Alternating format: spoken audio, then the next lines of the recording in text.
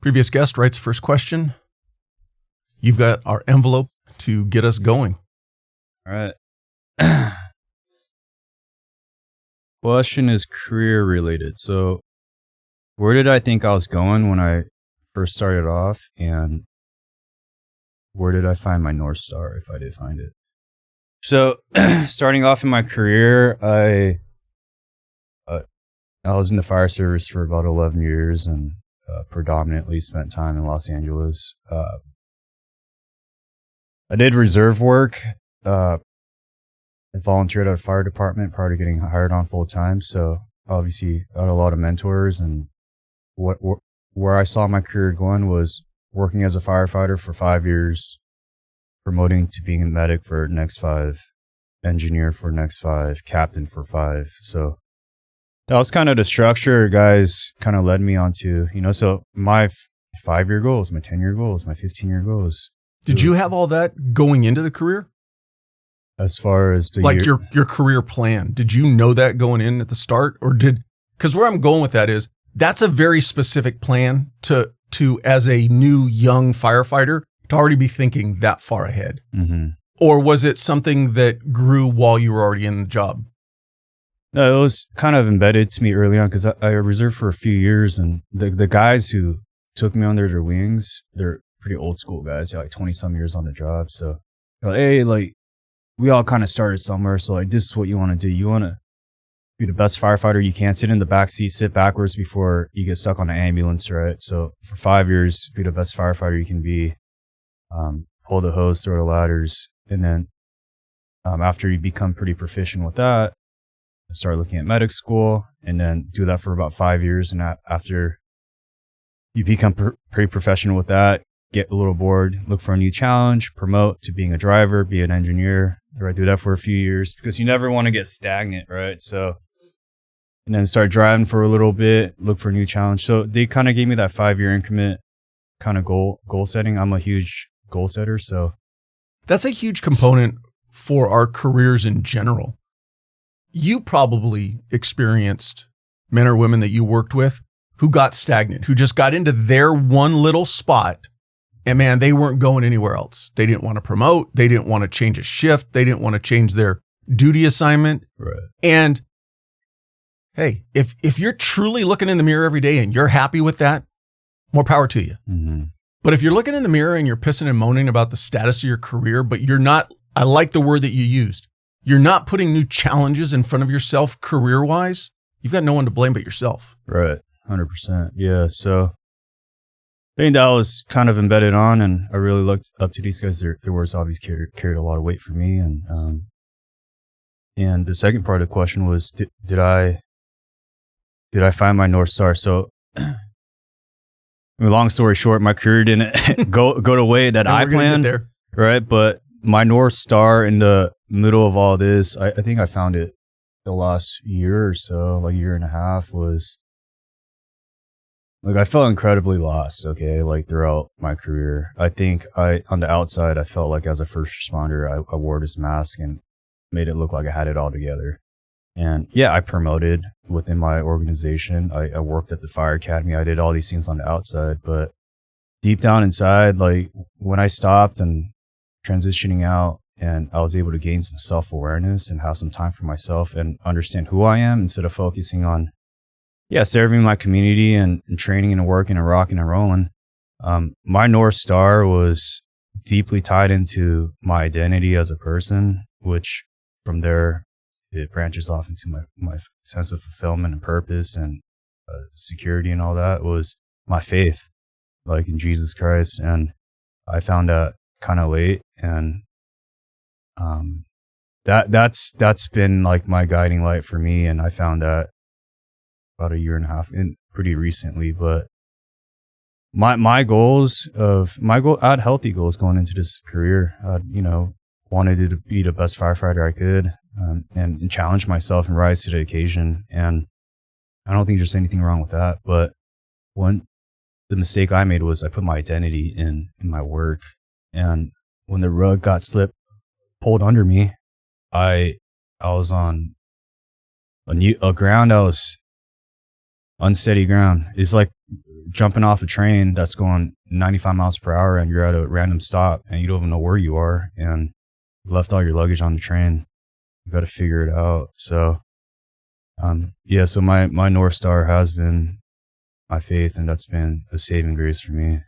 We're going to get into your story more, obviously, and you've already kind of laid the groundwork. And I like how you put it of, you kind of jumped off a train, you left your luggage behind, and you're like, shit, not only do I not know where I'm at, I don't have anything with me. But staying on the aspect of finding your North Star, did that happen? Did you have any idea that you were, I don't want to say looking for it, but in the sense of, did it at least become visible to you before you jumped off that train, or did you actually find that North Star in the process of jumping off the train and re-finding yourself out? Found it on my knees next to my bed at night. Remember it like it's yesterday. I had tried every option. Okay, like for a living, I could fix anyone else's problem, like in the community. Like your house is on fire, your loved one's heart stops as a paramedic. Like it doesn't matter the God you worship or the political affiliation you have, or you could be homeless, could be a gangbanger, could be a white collar CEO. Like you call 911. Like my brain's reward system thrives under fixing people's problems, but I couldn't even fix my own damn problems. So I went on, I'm all in or I'm all out. So if I was going to get better, I went all in, and I left no stone unturned. I tried any kind of therapy you could imagine, and obsessively. I've tried everything.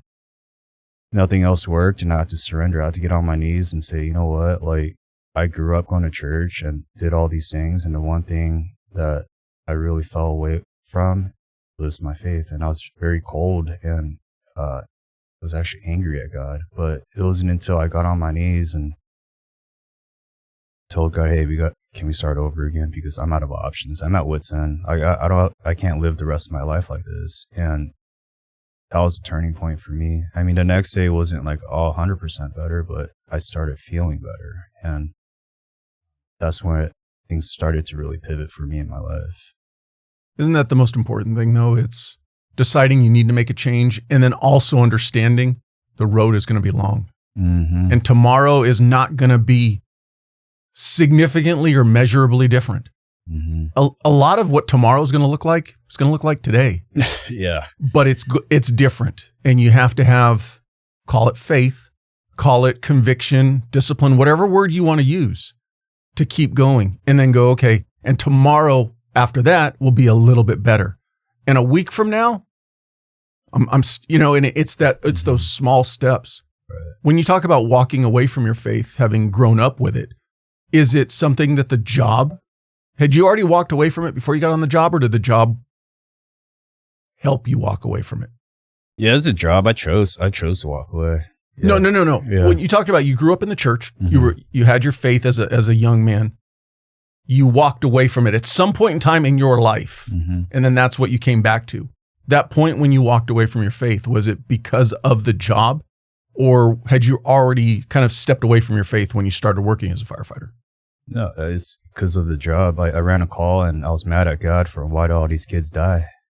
And if you're so good, then I mean that call really affected me, because while we're there, we had to pull all these kids out, and it was probably like the perfect storm. Like the coroner was delayed for 3 hours, so we're on scene on this 2-way road.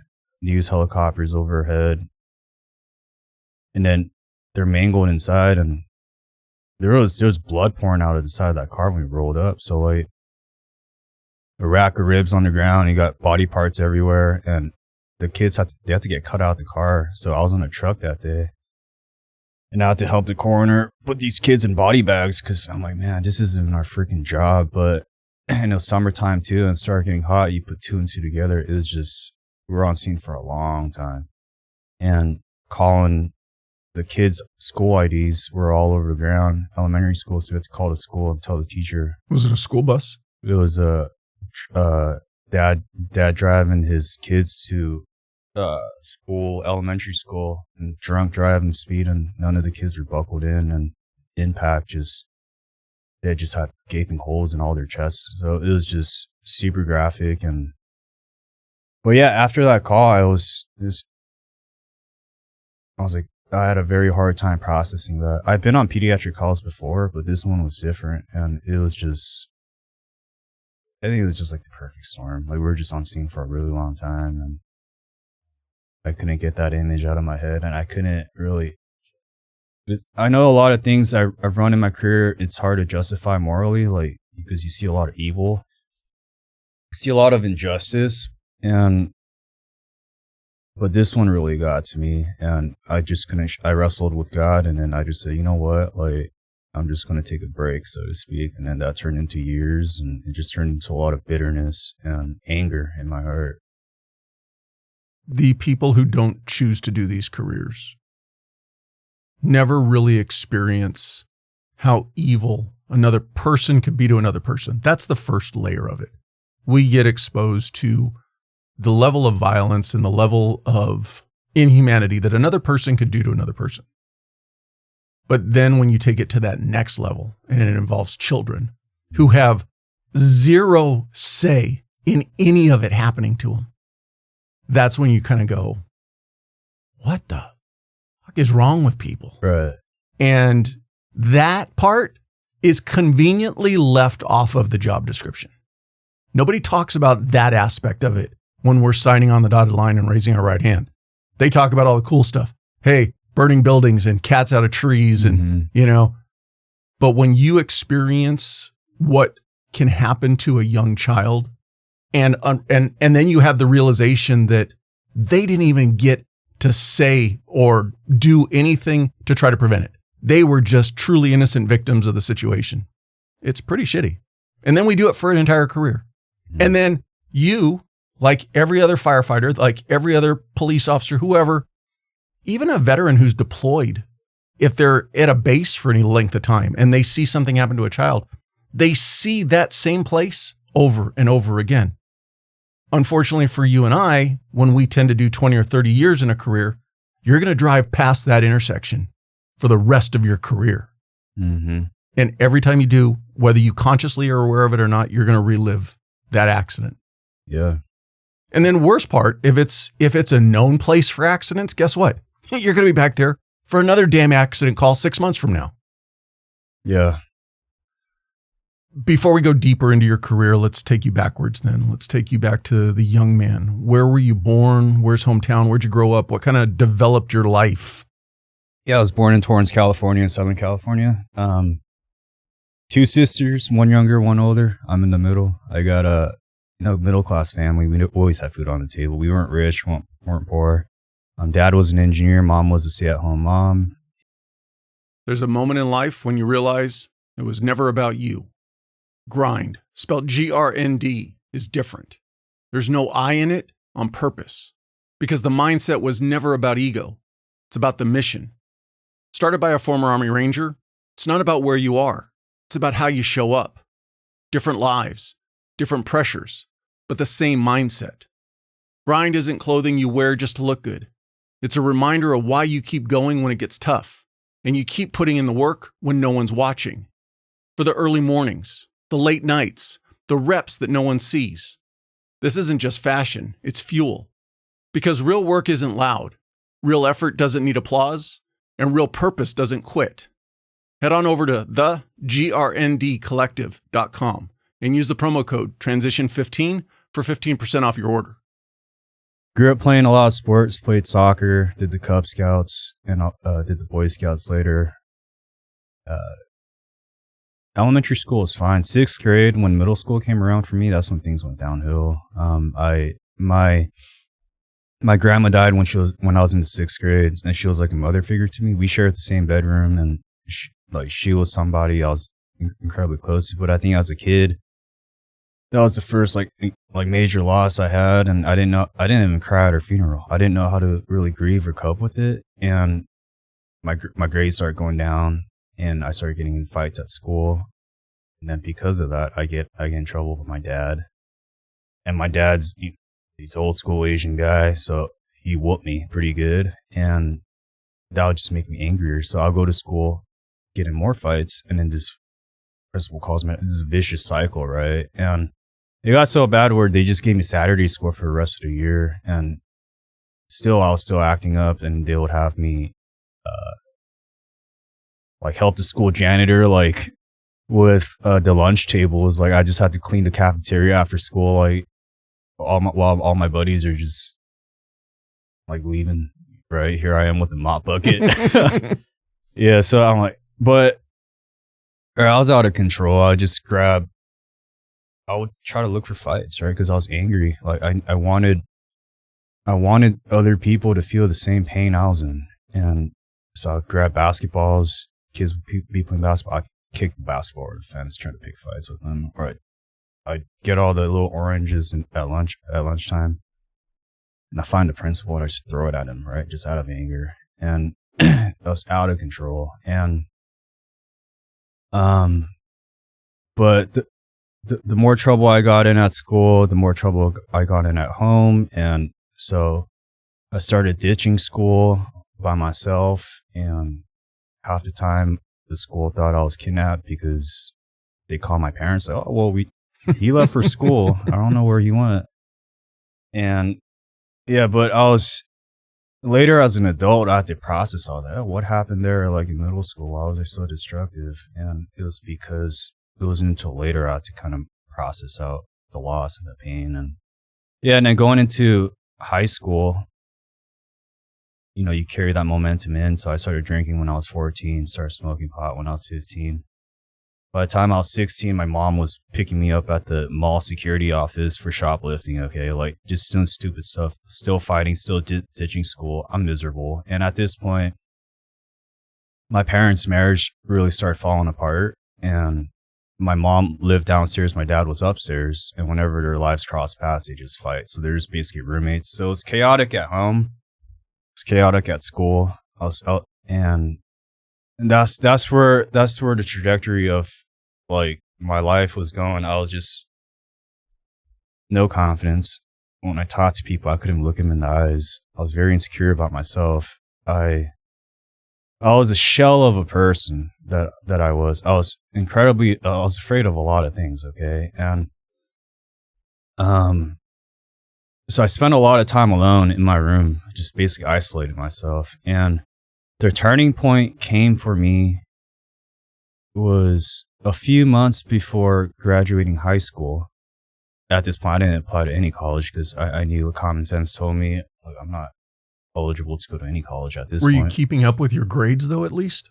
Yeah, I was getting, it was weird because they put me in a bunch of honors and advanced classes because they made me take assessment tests when I got into high school. And middle school is like that too. They always had me on in all these, and then I would pass them, but I was never at school, so it's not like I excelled in them. So I knew I just wasn't being challenged, and I just was bored. And I think there was just a lot of chaotic things going on in my life. I just didn't like going to school. How'd your sisters deal with everything that was going on? Did either of them get into as much trouble as you did? No. No, I had that classic middle kid syndrome where I just felt like, man, my sisters were super close today, but we didn't really have a relationship because their friend group and my friend group were just, we're hanging out with a bunch of potheads. And my older sister, you know, she was always the responsible one, the older child. So she always did the right thing, stayed out of trouble, lead through example kind of thing. My little sister could get away with murder. So like she was kind of in the background, just following along. Right. But I was definitely the troublemaker of the family for sure. Yeah. So other than the weed and the drinking, did you ever cross the line? Anything significant criminally? You already talked about how you were kind of a bit of a loner. So never kind of connected with any of the gangs or anything like that? Did even that become an issue? No, I grew up in West Torrance, so like there's no gangs out in West Torrance. Thankfully, I grew up in the suburbs, so it's not like even like drug, like if I wanted to try a different, there's not even like homeless people in West Torrance, you know, it's very sheltered. So of your social group, you were probably, and I'll put a weird title on it, you were the cool rebel. Yeah, I was definitely rebels. definitely the thesis of my life at that point. I'll tell you that much. I did the opposite of what you told me to do something, I'll do the opposite. So it was opposite day every day. So, but yeah, it was a lot of shame and guilt because, you know, you bring up my sisters, I'm comparing myself to my siblings and they're getting good grades. They're staying out of trouble. Here I am at the freaking screw up. So I'm like, okay, maybe I deserve all this, right? And maybe this is like my life. Like I've caused this, or like my family doesn't like, these are all lies. So it's like my family doesn't like me.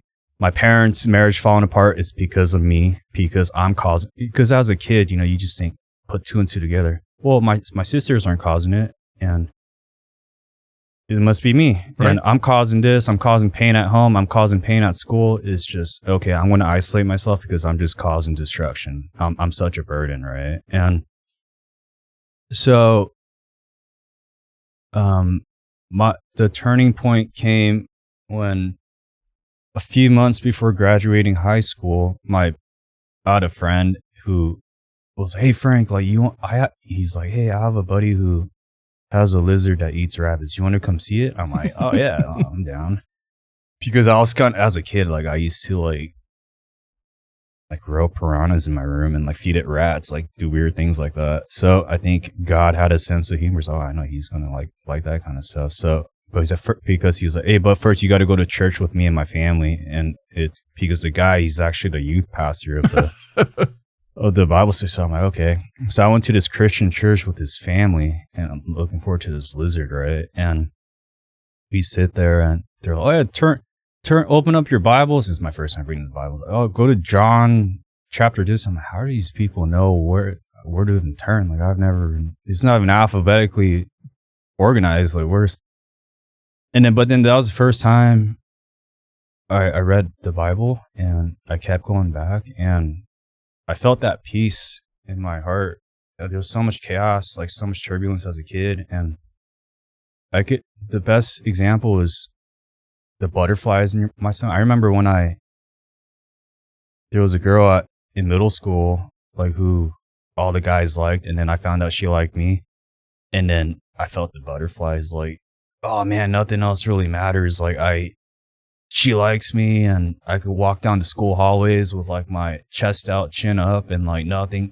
I could fail this exam. Like, man, this chick likes me. Like, all's good in the world, you know? And that sense of kind of confidence and sense of security, the feeling of love, I think that piece I got from going to my buddy's, his church. And had your family gone to church prior to that? Yeah, we went to a Catholic church, but I didn't really pay attention. Okay, so I was causing trouble at home and school. So like at church, that's a surprise. Yeah, so I'm running around causing a muck, right? And I just have to go talk to the priest and then it would be like, I could see this guy through the glass or the thing. He knows it's me. I'm like, all right, here we go. And I'm like, all right, this week I said the F word twice, and I hit my sister a couple times, and I'll be like I don't know, 6th grade, 7th grade, and that's 23 Hail Marys, and that's 17 Our Father. And then the next week I'd be like, all right, well, I didn't hit my sister this week, but I said these words. All right, that's going to be 32 Hail Marys. I'm like, wait, why is this increasing?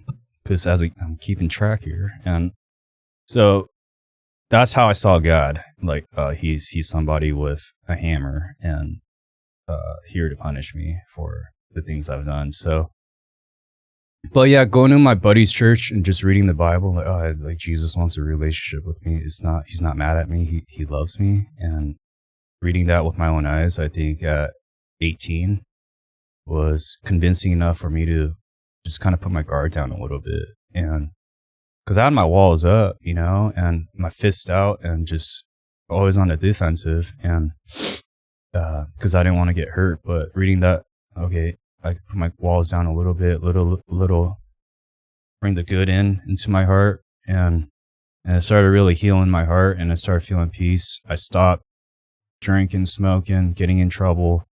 And after I graduated high school, I went to junior college, and I got straight A's, and I stopped hanging out with whoever I was hanging out with.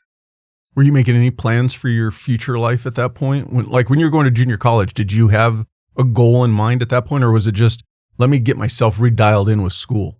Yeah, I said I want to transfer to USC because that's where I grew up going to, because my dad got his PhD at SC. So then I remember me and my sister walk around that campus as kids, and because my dad was there for like so long, from undergrad to his doctorate. So do you also teach there? No, he just got his PhD in engineering, but kind of growing up in that kind of environment, I always wanted to, obviously follow in his footsteps. So I'm like, all right, I'm going to get my act together. I'm going to transfer out. And I transferred out after a year, and then I spent the remaining 3 years at SC, and I graduated from there. I did pre-law. I wanted to be an attorney. So, hey, if you're used to fighting, what better profession, right? Yeah, right. Fight for your clients. Exactly. Yeah. So, did you have any lawyers in your family? No, my dad's an engineer. Well, he also later became an attorney. Got his JD too, but that was after me going to SC and all that. He went into like construction law, but the only reason why I want to be an attorney is because I went into the career center, and then they're like, "Hey, well, what do you want to major in?" And I said, "She's like, here are all the jobs, and here are the salaries next to it." So I saw attorney. It was like an A, right? It's alphabetical. And I saw $160,000. I'm like, all right, sign me up, So I'm naive. I'm like 18, 19 years old, and hey, I like the fact that you admit that it was the first. I went down the alphabet, and that was the first one that had a big salary. 160. I'm like, hey, I worked at CVS before this, making I don't know how much. I'm like, you gonna give me $160,000 possibly? Sign me up. So, how'd you like law school? I didn't go to law school. Oh, I became a fireman. Yeah, that's right. So you got to get your bachelor's, and then you start law school. Yeah. So I was an English and political science double major, and I was like, oh, this is going to prepare me for law school. And college was tough because I think I stretched myself too thin, but I'm like, oh, this is going to prepare me for law school. And I took a gap year, so I was studying for my LSATs while working in downtown LA at a nonprofit in an office, right? And now I'm working this 40-hour work week, and I hate sitting there all day. And after 3 months in, dude, I can't do this anymore. If this is like the work environment the attorneys work in, I'll stress. I'm like, all right, I don't want to go to law school anymore. I haven't told my parents yet because they paid for all of SC, and I didn't want like, oh yeah, I'm still trying to go to law school, but I was lost. And dude, like I just spent the last 3 years doing pre-law, and now I'm not going to do law anymore. Like, what am I going to do for the rest of my life? And so I remember I was like a few weeks later, I went to a sporting goods store, and I ran into my wrestling coach from high school. He became a firefighter, and I always looked up to him. Like he always like did the right thing on and off that wrestling mat. And then we reconnected, and I've never been to a fire station prior, and I didn't have any friends or family in the fire service. But he's like, hey, this job's great, and you should try to take this class, right? So it was an EMT class, and I took it, and I'm like, I kind of like this. He's like, oh, okay, well, take this fire science class. And then one class led to another, and I said, oh, this is what I want to do. So while I was applying to fire departments, I was telling my parents, oh, I'm applying to law schools, So it took me, this was 10 plus years ago, like it took me a few years to get hired. I put in like 50 something applications all over the state of California, obviously, out of state, you name it. It was just so competitive. And I remember just going to these hiring, like the written exams were like sometimes like 10, 15,000 people, and they had it in airplane hangars, and just you look around, everybody's around the same age, has the same shaved head, same suit, same resume. Everybody has a bachelor's. Like, holy cow, I don't know when I'm going to get hired. But from there, I ended up, working as an EMT during that time, worked private ambulance in some of the busiest areas in LA County. I think I started my career in the Compton area because I wanted to get experience, and worked in Inglewood, worked in Hawthorne, Linwood, worked in other zip codes as well, like Palos Verdes, Malibu, and just got a lot of good EMS experience, just kind of all over LA County working private ambulance. And I also reserved, went to a fire academy and all that too. And then got some volunteer time. Did you end up putting yourself through a fire academy? Yeah. Yeah. So I went through a junior college fire academy in LA County. So how was that for you as far as the structure and everything else? Had you already kind of dialed yourself in personally and no factor to get through that? Or was it hard with the rules and the regulations? I barely passed that academy. It was very difficult for me.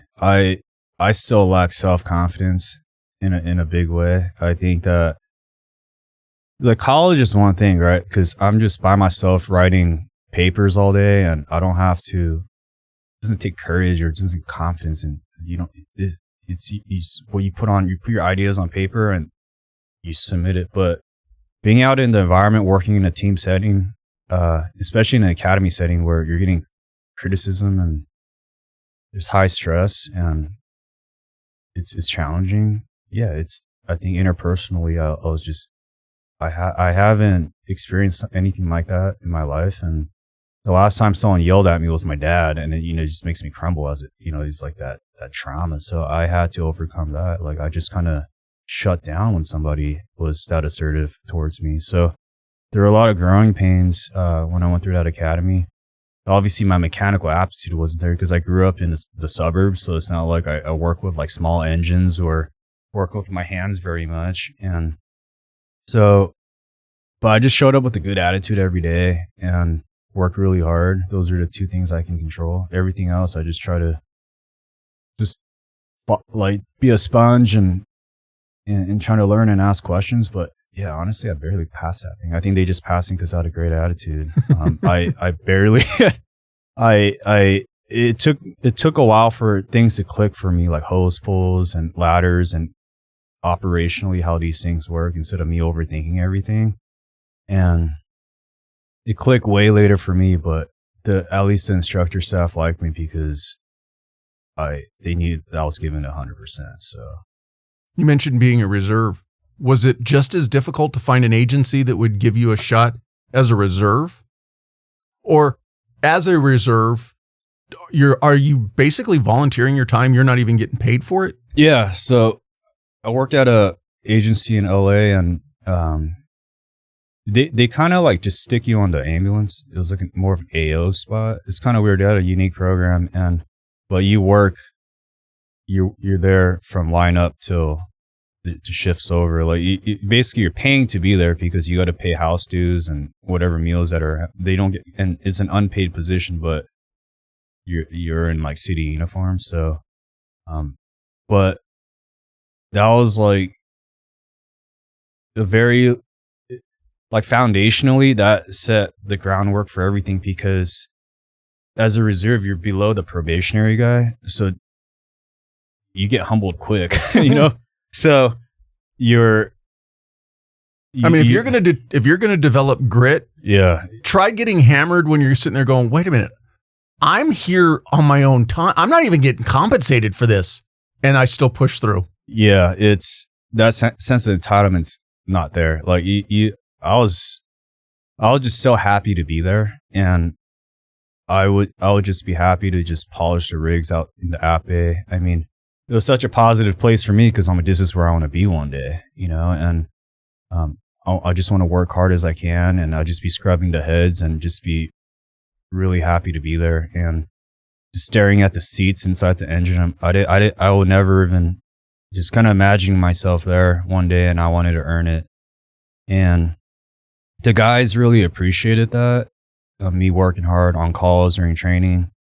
And they would put me under their wings, and we go over interview questions like in between lunch and dinner, or coming back from the hospital through our headsets. They'll ask me like obscure interview questions they've gotten in the chief's interview and their captain's interview. So it really prepared me well moving forward, going into interviews, because every time I went into the shift, it was just basically an interview panel, like a mock interview for hours. And so I was very, very appreciative, and it was tough too, because I had to show up, do homework on my days off, preparing for these mock interviews and preparing for the shift. But it just really solidified like my decision to want to do this career. Like I want to get hired full time one day. This is where I want to be. I want the camaraderie, the family feel, the teamwork, the personalities, the character of these guys. Like man, if you're going to be a product of your environment, this is the environment I want to be in, so. Now, was that the organization that you were targeting to get hired as a firefighter, or was it just the only one that gave you the opportunity to be a reserve? It was the only opportunity that I worked as a reserve. Yeah, that agency, during the time when I was getting hired, that agency, it was, I think they had an academy where they had a few thousand people apply. 15 people got hired. I think 12 passed the academy and 3 passed probation. So I was just like, and it was 18-month probation at that agency. I was like, oh my gosh. And I'm telling you, like, those guys are some old school guys, good-hearted people, but man, you got like real old school. I'm not saying this is right, but I saw like probationary guys cry, like grown men cry. Like it was like a shark, like you talk about alpha males, like a Shark Tank. Real good dudes, but they expect the highest of standards. I mean, if you're not cut out for it, those rookies, I felt bad for them. Like I just put my head down and worked as hard as I could, and I just kind of hid under the TV during meals. Like I just sat on this stool the stools from the shower where they, like, naked men would just sit on to shower. That's a stool I sat on during meals under the TV, and I just sit there and just eat my food and just be thankful to be there. And no, there's definitely for the outsider looking in, there's definitely 2 ways to look at that. And you can sit there and go, man, that just screwed up. That's just wrong. But then there's also something that if you can stick it out, if you can deal with it, if you can make it to where they accept you in, that's a different level of brotherhood too. It is. Yeah. Because you truly feel like you've earned your way into it. And yeah, it's the guy, after you spend a few years there and you see you and you work hard and you prove yourself, they accept you is like the best feeling. Cause I think within my heart, I knew that, this wasn't just a handout, because at first they wouldn't really talk to you or not really engage with you. And then they start opening up a little bit more. And then months later, they start really wanting to work with you.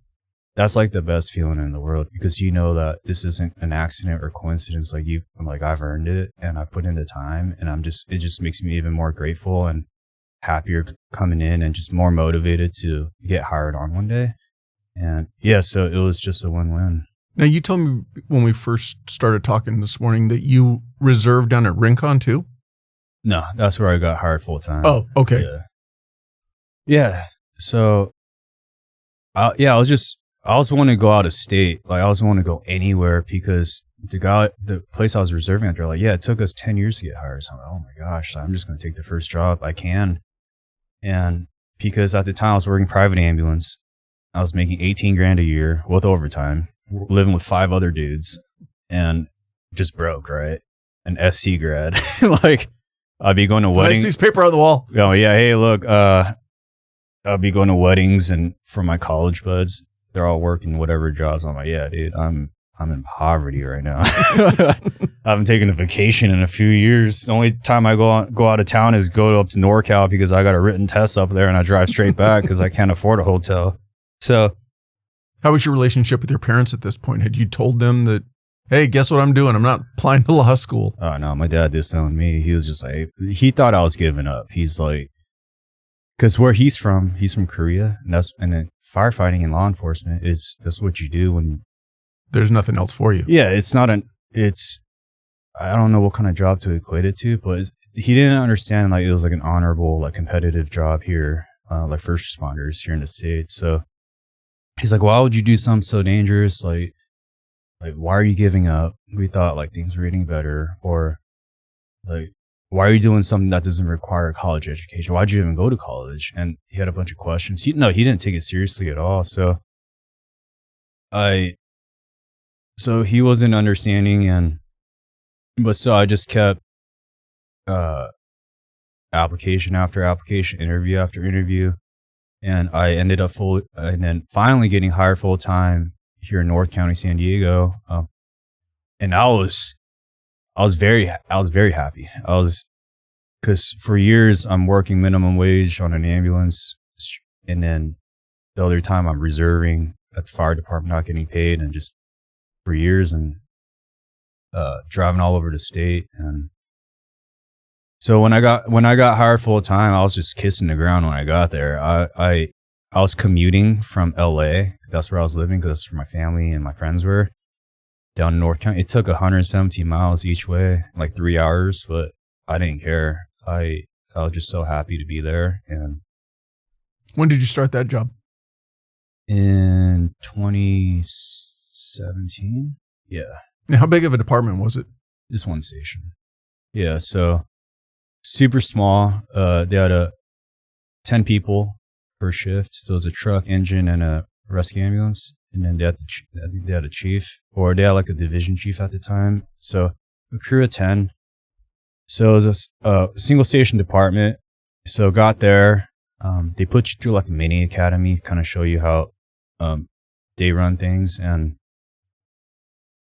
it was 18-month probation. So they do like a 6, 12, and 18-month test. And yeah, you come out of that, I think you're trained up pretty good. Like the training there is, because they had a type 3 too. Like they had a huge wireline interface. So you're training all day, every day. And you feel pretty good coming out of that probation. So got a lot of good experience down there. Now, are you hired as a firefighter and then you have to earn your way to paramedic, or are you hired as a paramedic and have to earn your way to firefighter? I became a paramedic later. I went to paramedic school a few years later, but I got hired as a firefighter, EMT. Everybody's an EMT. So yeah, I got a lot of good experience down there. I on my first week there, I went on my first strike team. So literally got thrown in the fire. Yeah, and then just had to figure Here's it out. a shovel and axe, get to it. Yeah, like, oh my gosh, like, I'm just got out of the academy and now I'm here. So, but some of my best friends that I've made are guys that I've made down there. So even today, so super thankful. And yeah, went on probably a dozen or so strike team deployments, ranging from 10 to 14 days all over the state of California. Went on all the big Malibu fires and things like that. Went on to Woosley, and I think that was one of the, out of all the strike teams that I went on, that was probably the most significant one for sure during the chaos during that time. And when, yeah, are they a portion of Cal Fire? Is Rincon, or are they their own fire department? Own fire department. Yeah, it's on the reservation ground down there. Yeah, next to Harris. So. Yeah, so that that agency is very wildland friendly. So they'll send out that type 1 and that type 3, and it's all summer long. So you're going out on a lot of strike teams. So how soon were you already still, or how soon after you got on with them did you start throwing in applications, or even once you got hired with them, were you still putting out applications other places? Yeah, I always wanted to come back home to LA. It was just incredibly competitive just everywhere. So you just kind of get your first job. So the commuting was, it's long. It's like 3 hours each way. And then sometimes we're up all night. And it's just, I'll be pulling over somewhere in Orange County, like waking up in like some kind of bank parking lot at 1 p.m. because I'm falling asleep, and I continue driving home. Now I got to go back the next day. But I love going to work. It was, there's some of my best friends and great camaraderie, great morale, great training. Just love being there. It's just kind of far. So I put in applications, and I ended up getting a job offer at a beachside fire department in LA. And so leaving there, my was it the same department that you had reserved at? No. I think I was, to be honest with you, I don't know if I wanted to work there, because after seeing how gnarly I'm like, man, if only like 2-3 people pass probation, I don't know if I don't want to spend all that time, they're pretty cutthroat and standards are really high. If you make it, you make it. It's a good feeling, but it was kind of intimidating, the attrition rate's pretty freaking high. And And they're in their academy too. They be having their guys run like 17, 18 miles, like from one point of the city to another with the class flag. I'm like, oh, dude, I don't think I've ever. It was just, I don't know, just talking to those guys. I'm like, oh my gosh. Anyways. Would they have made you go back through their academy even though you'd already put yourself through one? Yeah. Yeah, because. You got to do it our way. Yeah, their way. I'm like, oh my gosh. But yeah, so I went back up north to LA in 2019-ish. When it comes to sunglasses, first responders and military members definitely don't baby them. They get dropped, thrown in a utility pocket, or tossed in gear bags. Frontline Optics was created for that reality. You get premium eye protection without paying designer brand prices for something that won't survive your lifestyle. From polarized UV 400 lenses to anti-reflective coatings and water repellent finish. And here's where Frontline Optics separates themselves from the pack. When life happens and your glasses break, they offer a no questions asked replacement program, even for prescription lenses. On top of that, Frontline Optics was founded by a firefighter, and a portion of every purchase goes to support the First Responders Children's Foundation, helping families of those who gave everything.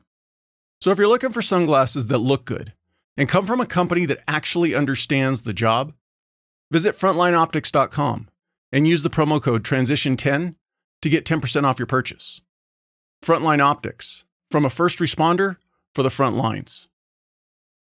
And that's when I hit rock bottom. Yeah, that's when things started really going down south. Yeah. Was there any one significant event or incident other than, or was it that accident that did it? Yeah, so to answer that question, yeah, it was the accident that did it. But at the time I didn't know it was an accident. One day I just started, look, I'm living by the beach. My salary doubled or tripled at this point. I have my health. Now I'm living like 10 minutes away from work. I went to my dream school, family and friends who love me, bought a new car, passed probation, so I'm good. And this is supposed to be a new start for me, but I couldn't sleep at night. Started getting these nightmares, and I live like a rock's throw away from the water in Redondo Beach, and peaceful at night, but I couldn't sleep. And so I'd start drinking alcohol, and then that turned into a 3/4 bottle of Jack Daniels a night, and that turned into me getting off of work. Worked a 48.96, so it was 2 on, 4 off. That morning I'd get off at 9 a.m. I would shut my shutters in my living room. I'll put my phone on airplane mode, and in a dark room in my living room, I would be drunk out of my mind and high until 3 a.m. in the morning because I couldn't sleep. And I'd wake up a little bit, get something to eat, and I'd do it all over again for a year. And I would just stare at this TV. So I was like, at a certain point, I was like, oh, I gotta get my act together. So let's furnish my apartment, maybe change up the environment. So I bought this flat screen TV from Best Buy. It was meant to go on the wall. That thing sat on the ground, unplugged. And I would just stare at this blank black screen for hours. And at the time, I didn't know about just obviously numbing pain. And at night, when the bars open, I go to the bars. I mean, havoc, right? It was chasing a woman, just being destructive. It was embarrassing. And I go to work in the morning, hungover. The off-coming fireman will give me a turnover. I don't know what he's saying, right? But they couldn't tell I was hungover because everybody's tired at 5:45 and they've been up all night. So I get his turnover. I beeline it to the back of the rig, and at the rear roll-up, we had liquid IV and water for rehab after fires. I chug one of those, and I show up to line up, and everybody's tired. Okay, so I kind of blended right in. But I would work out, train, run calls, make critical decisions, cook for the guys, laugh at the dinner table, this and that. And then the night before I go get off, I would daydream about, okay, what kind of alcohol am I going to drink? Like, I was just excited, so I could just go home and 9 a.m., get home, same routine, shutters, close, lock the door, airplane mode, turn off the lights, grab my drink, smoke my pot, sit on the couch, same corner, throughout that blank. It's like that you ever watch American Sniper? That scene? Oh, yeah, those are classic signs of like PTSD. I didn't know what PTSD was. So that went on for a year, and this is going to be the obvious stupid question. Nobody in your life who was seeing what you were doing away from work that was like, man, you gotta pull yourself out of this. No one knew. I think that's a problem. None of my best friends knew. None of my family members knew. No one at work knew, because I was living there too, right? And sometimes work gets stressful and people crack. You got to really see you see people in their worst days and their best days, because the job itself is vulnerable. You're sleep deprived. No, I held it together pretty good. Like I had everyone, because we're masters at compartmentalizing our emotions, because we have to be professional. Like, people don't call 911 because they won the lottery, right? Like they call because there's something chaotic going on. So we have to control that chaos. So I put all my emotions and problems in a box, have a clean uniform on the outside, clean haircut, nicely, like, and show up, yes sir, no sir, and get off, and behind closed doors, it'll be a completely different story. And so that went on for a while. And did you see anybody else who, like you, maybe was wearing that mask, making it look like everything's good, and then they had their big breaking point that was at least something for you to kind of go, oh shit, they were struggling too? Or did you never experience that? Because the one thing in our careers, if you're around them long enough, you meet and interact with people who they portray an image, but then you find out, man, behind the scenes, it was just off the rails. And so for you to be able to potentially see that earlier, did you ever get that opportunity? Yeah, after the fact, after I opened up to everybody, yeah, after I rose my hand, they're like, oh, like, you too? Like, everybody started opening up. And it just takes one. But yeah, so that went on for a year, and every August I go bow hunting for elk in Oregon. That's kind of the highlight of my year. I'm out there for 2 weeks, spiked out, like no cell reception. And I have a buddy who lives up there. So it's nice to be out away from work, out in nature. And I love it. It's challenging. It's one of the hardest things I've done. But I said, you know what? August is coming up. I'm just going to keep doing my thing, and this is going to be the turnaround point, my hunt. Of course, I drive up there in my truck with my bow. I'm getting hammered at every freaking motel, right? It's no surprise. And I'm there. At this point, I'm very irritable, okay? Because I've been suppressing this pain for so long. And so I know my buddy knows, oh, man, this guy's, maybe he's just been working a lot. Okay, this will be good for him to just kind of chill out. Great. Happy to see him. So I was up there by myself, an hour away from civilization, on the beautiful hillsides of Oregon, okay, like southwestern Oregon.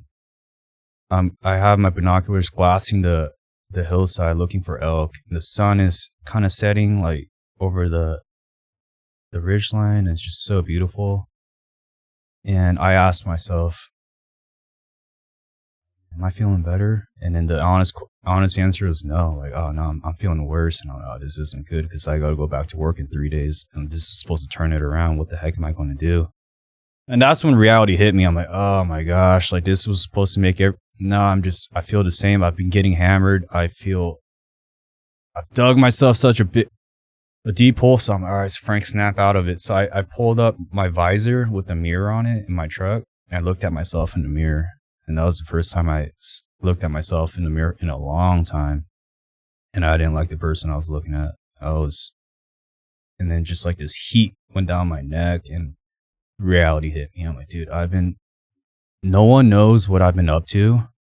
and I've dug myself such a massive hole. If I go back, I'm just going to continue getting hammered away. I'm out of freaking options. What am I going to do? And that shame and guilt, just the weight of all that, what I've been doing for the last year just hit me and became like very suicidal. I'm like, I'm going to drive my truck off this cliff, right? Because I'm in so much pain at this point. I'm out of options. This was supposed to turn it around. It hasn't. So I look down on the cliff. I'm like, dude, this isn't going to do anything. Like this, what am I going to do? And my heart started racing and just heat going down the back of my neck. And I'm like, oh my gosh, reality's hitting me hard. And I'm like, I got no cell reception out here. So I just drove down the hillside for like the 45, 50 minutes to get back to the main road. And my mind is spinning. I'm like, dude, what am I going to do? And I don't want to go back to work. I feel horrible. And I called my buddy, and that was the hardest conversation I ever had to make. I had to come clean. And it really sucked because he's one of my best friends. And for the last year, I've been telling him, hey, yeah, life's great. Living the dream, right? Bow hunting here in Oregon. So, oh, wow, look at this guy. If you saw my social media back then and saw me like with a smile on my face in the backcountry of Oregon, you'd be fooled. Here's this guy, fireman, successful. Wow, he's bow hunting on his days off. Like, this is like, tell you what, that guy, the picture you see, 3 days from now, he's going to be in rehab. That's where he's going to be at. So don't let these pictures fool you. And I look back on some of these pictures and I'm like, man, it looks like here I am. I look like I'm in shape, smile on my face, bow hunting with all my gear on, beautiful backdrop. Yeah, 3-4 days. I'll see you in Maryland, buddy. Yeah, you're going to be in rehab. So I called my buddy and I was like, hey, dude, this is where I'm at. This is how I'm feeling. And he was like, wait, what do you mean? And I was like, yeah, dude, I don't feel like living anymore.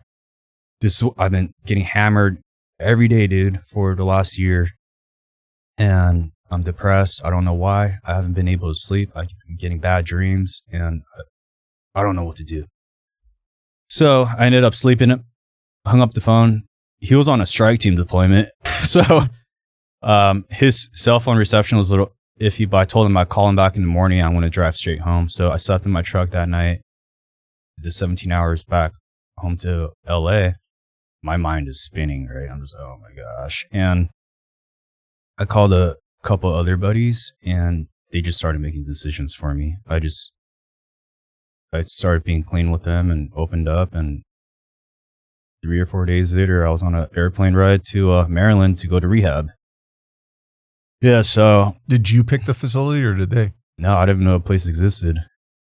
So the place is called the Center of Excellence in Maryland. That's where firefighters go for PTSD. So I guess they have like magnets of it on refrigerator doors now and fire stations, but I didn't know that place.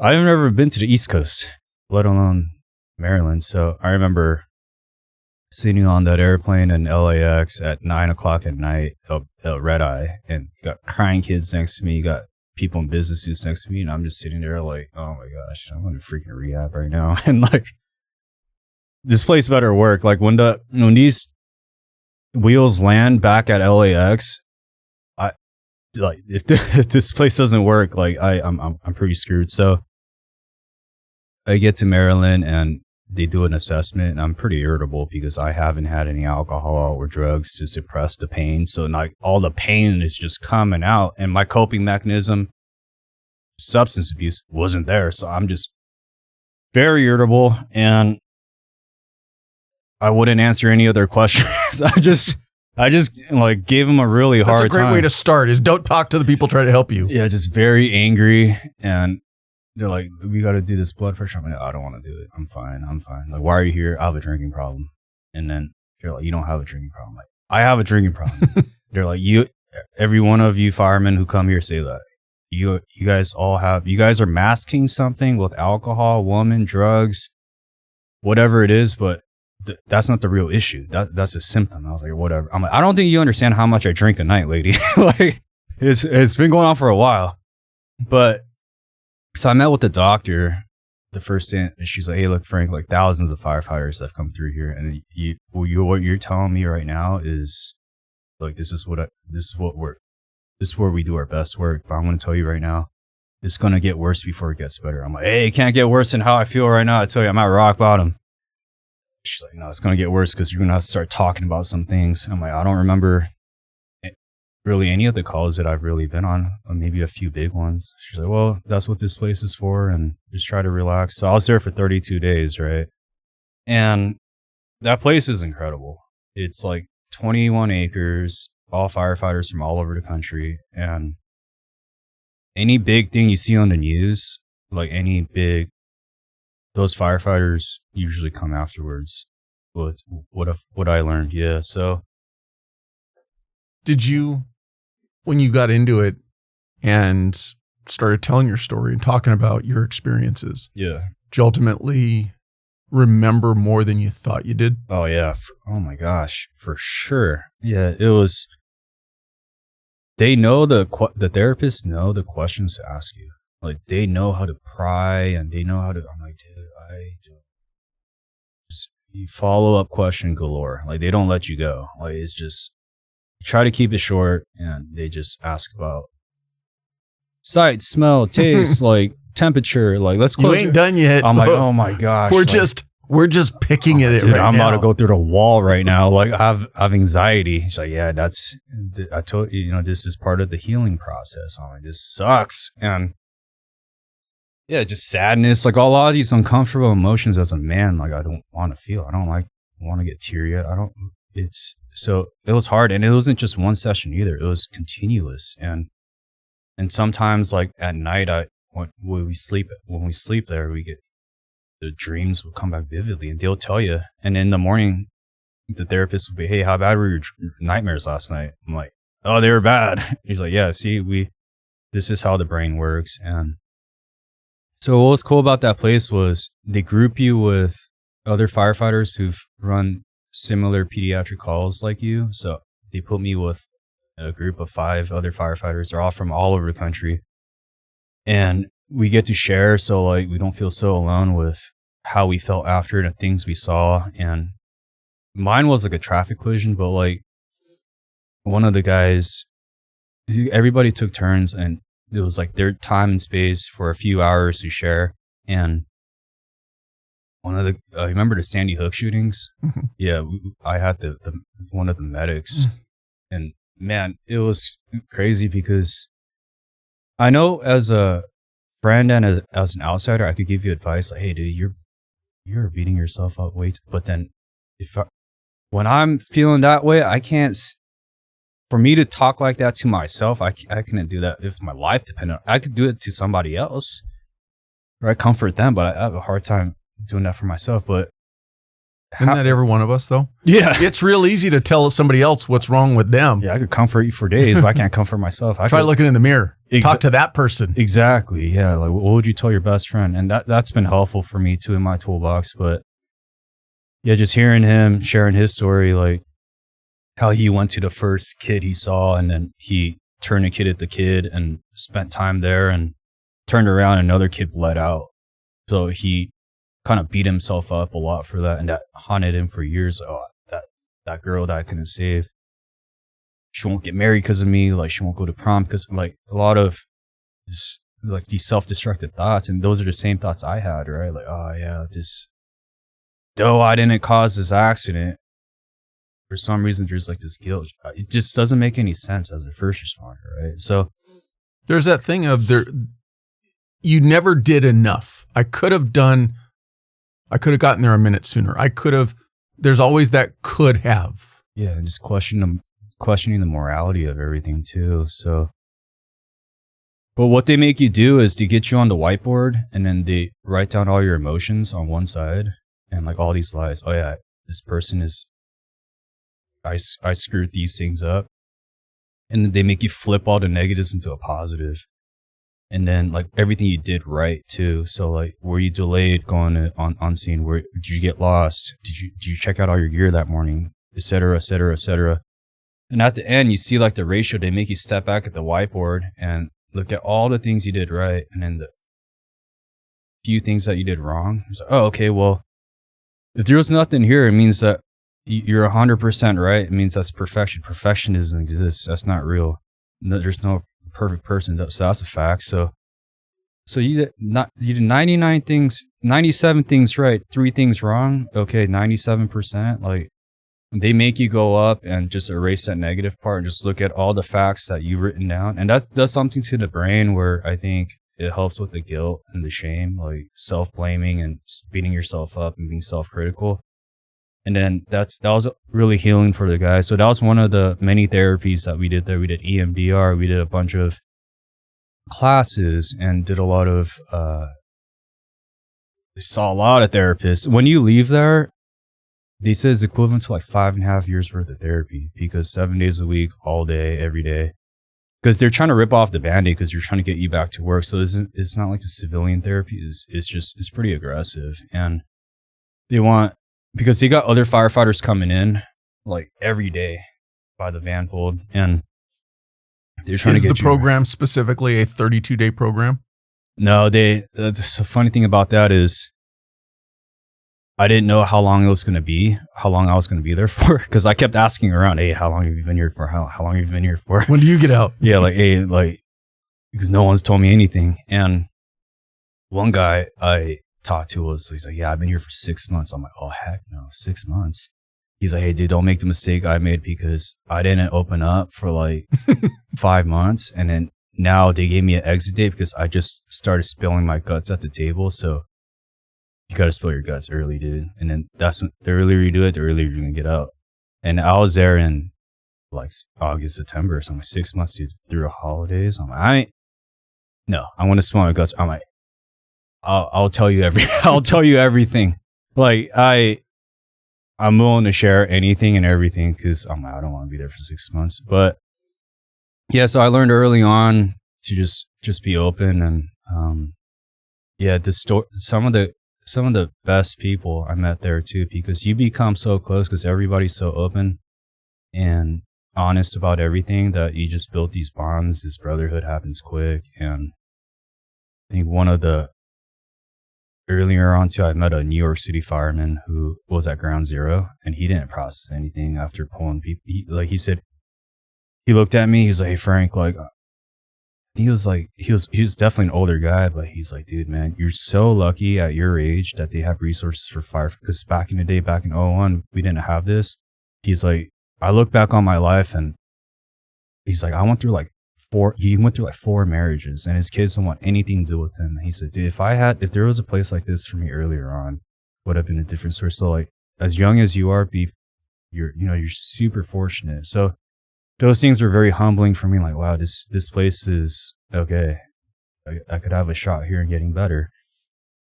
And yeah, all ranks. We had firefighters from Hawaii, Alaska. We had fire chiefs from Florida, large agencies, right? And there was one guy where, talk about transformation. Like, he showed up, a fire chief in one of the biggest fire departments in Florida. The union guys drove him up in a minivan, and they didn't know, but he was like getting hammered in the back the entire time. So when he showed up, he was a freaking mess. And I saw him, I'm like, man, this guy, he's in rough shape. And for the next 10 days, he was in delirious tremens. He was shaking the entire time. The nurses were feeding him.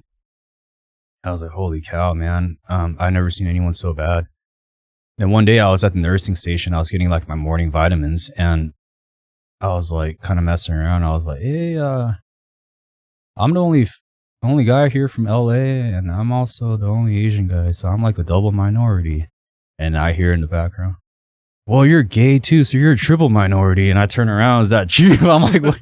Yeah, oh, he's talking now. But he's he was like, when he got better, he's one of the smartest, wittiest, like personality, the fittest, like playing ultimate, like the person. And then I kept in touch with him through Facebook after, seeing him with his daughters and seeing him on fires again, just completely good now. Holy cow, from day one to where he's at is incredible. And it's so definitely a positive experience in Maryland. And I think they're building one here in Temecula. That's what I heard. Damn. Breaking ground. But yeah, you see that patch wall there?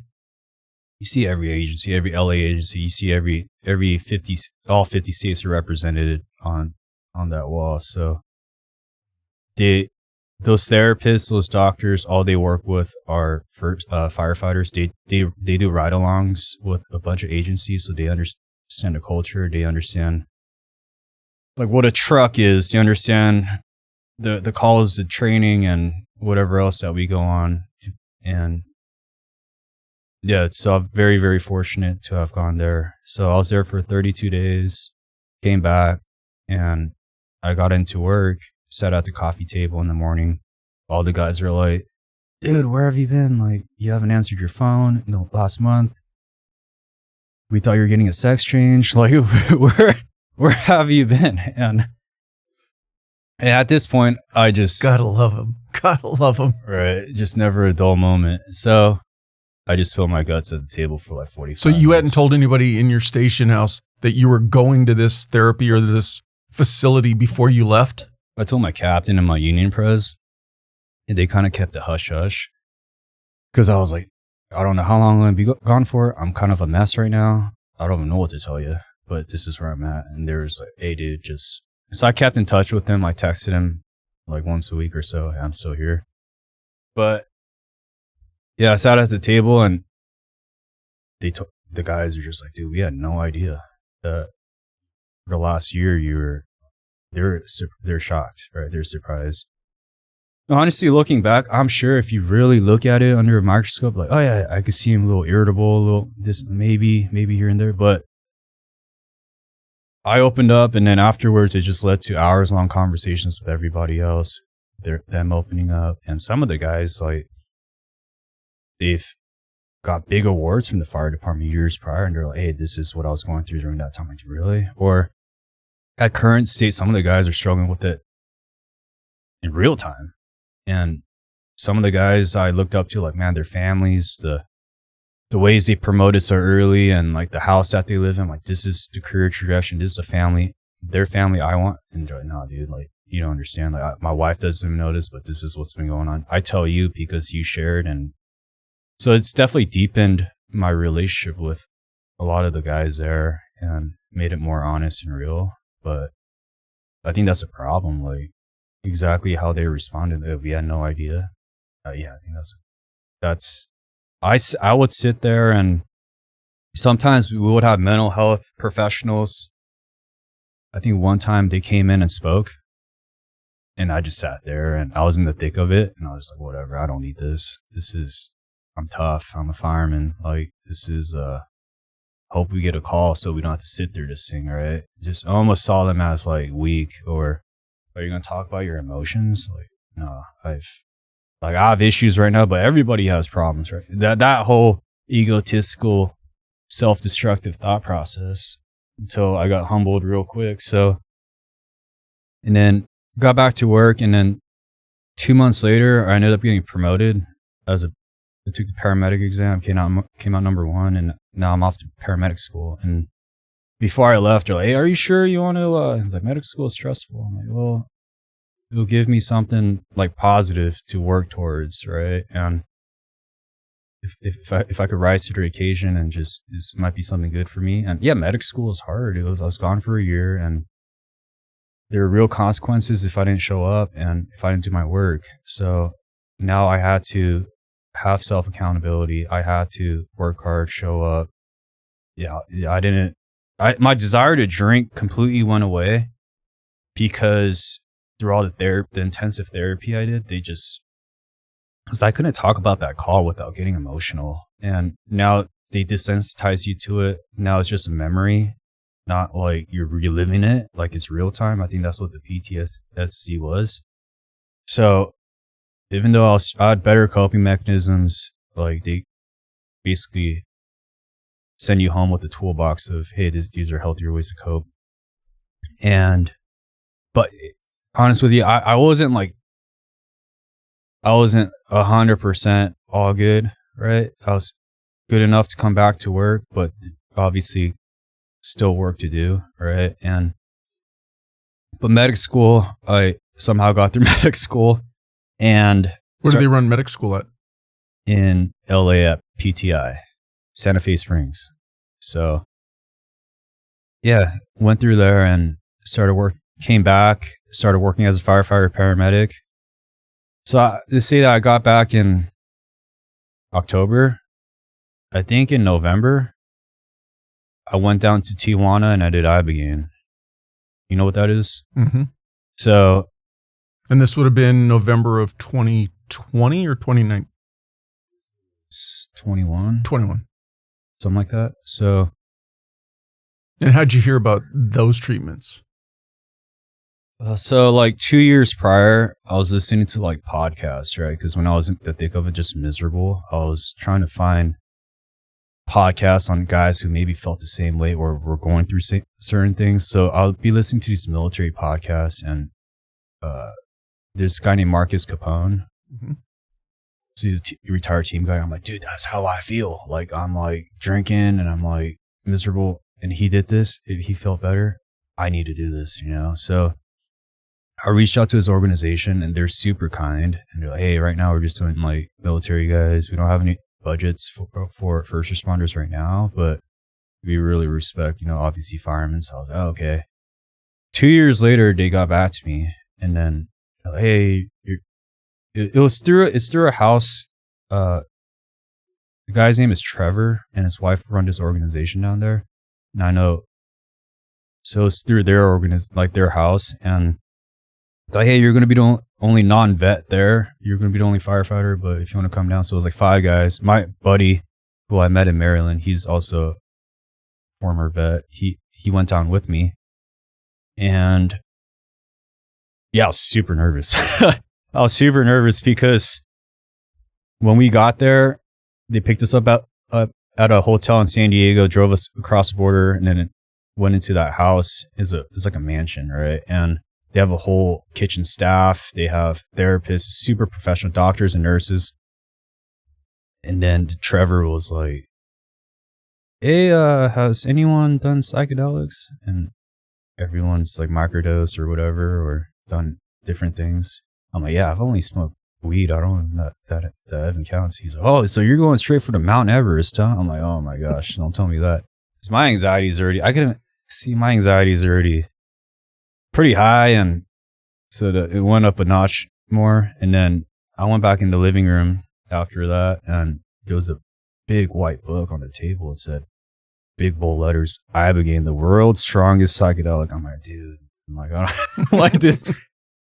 It's just going up a little bit, right, with the anxiety, just more and more. And yeah, so the Ibogaine, it lasts for about, I think, like 36 to 48 hours. You're out, and it's definitely a profound experience for sure. I think right now they're trying to pass in a legislation. I guarantee you that you're not going to be abusing that, or you're not going to be using that for leisure on a Friday night. I guarantee it. Like, there's no way. It's making slow progress. I think the what they just approved was more research on it. Oh, okay. But my honest opinion, I think that there's still a large contingent of the people who make the laws and enact the laws and all that, and people who vote for stuff, that are still old enough or are old enough to have the carryover from what they think was the 60s psychedelics. Oh, okay. And they're not really looking at it from how it can actually benefit people. But it's going to get there. I know it will. It's a shame that our veterans and first responders have to go to other countries to get a treatment. But with groups like Marcus's who are getting them down there, it's benefiting. And I've had multiple people on the podcast who have done it. And they all say the same thing, that, you know, I mean, I had Johnny Walker on the podcast, and he talks about his trip down there, and like you, was a heavy drinker, came out of that, no desire to drink again. Yeah, that experience for me was definitely positive. Like, I think one of the biggest things I got out of that was I wasn't like a believer in God again, but like it kind of softened my heart towards my faith, because I felt like I had this spiritual experience. So for about 6 months, I came back and I felt good, a whole lot of peace. But honestly, it kind of wore off for me. And so coming back to work, I was, working as a firefighter paramedic. Real quick, with going through 32 days of therapy, intense therapy in Maryland, and then going through this experience, was there anything significant from what you dealt with internally that was different going through the Ibogaine process, and what you maybe didn't experience or process while you were in Maryland? I think one benefit I had, and so did my buddy who went through Maryland with me, like we kind of both agreed, we felt a little bit more prepared because we had done so much work within looking at our blind spots, looking at our childhood traumas, looking at a bunch of things and what we wanted to get out of the experience. So like specifically, yeah, we felt a little bit more prepared because they had therapists there and like, hey, what do you want to get out of it? How do you feel? Like what do you want to, what are you coming in with? But we kind of already knew because we did that 30-day intensive therapy. So did the Ibogaine, came back, and yeah, I felt at peace for I was doing yoga by myself. I was listening to meditation music. I didn't even have coffee or any sugar for 6 months. It was weird. Just kind of rewires your brain. It gives you that golden window to make positive changes, like the neuroplasticity, and also helps with TBI, a bunch of things. Like a lot of the military guys I went with, they have a lot of blast injuries, so it helped with a lot of that. And so I think it was definitely positive. And so I was working at the fire academy where I started as an instructor there. I was working as a firefighter medic. It's kind of rocking and rolling. And during that period, I was like, I want to go to a different fire agency. Okay, I wanted to change up the scenery. And so I ended up applying. And I told the guys at work, hey, I'm applying. This is where I'm at. So if you guys need to get another medic or whatever it is, you're going to have a vacancy here in maybe a year. So I didn't put too much effort into the application process for this larger agency. And it just all kind of fell in place. I'm like, okay, I guess it's meant to be. So I ended up going to that fire academy. And it started off great, right? They also made you go back through another academy? Yeah. Oh, wow. Yeah. So yeah, a lot of academies at this point, right? So my body's feeling great today, I tell you. So still here in Southern California, though, I'm assuming. Yes, still here in SoCal. Just more opportunities too for me, and I had buddies who work there, and they're like, "You should come," Size wise, total number of employees, how much bigger of an organization was it? Oh yeah, the agency I was at prior was 45. Over there, it was probably 1,300. Oh, big department. Yeah, so it was great. Station visits were great, super positive. Had a few good buddies working there too, and so I was like, all right, this is worth the risk and the jump.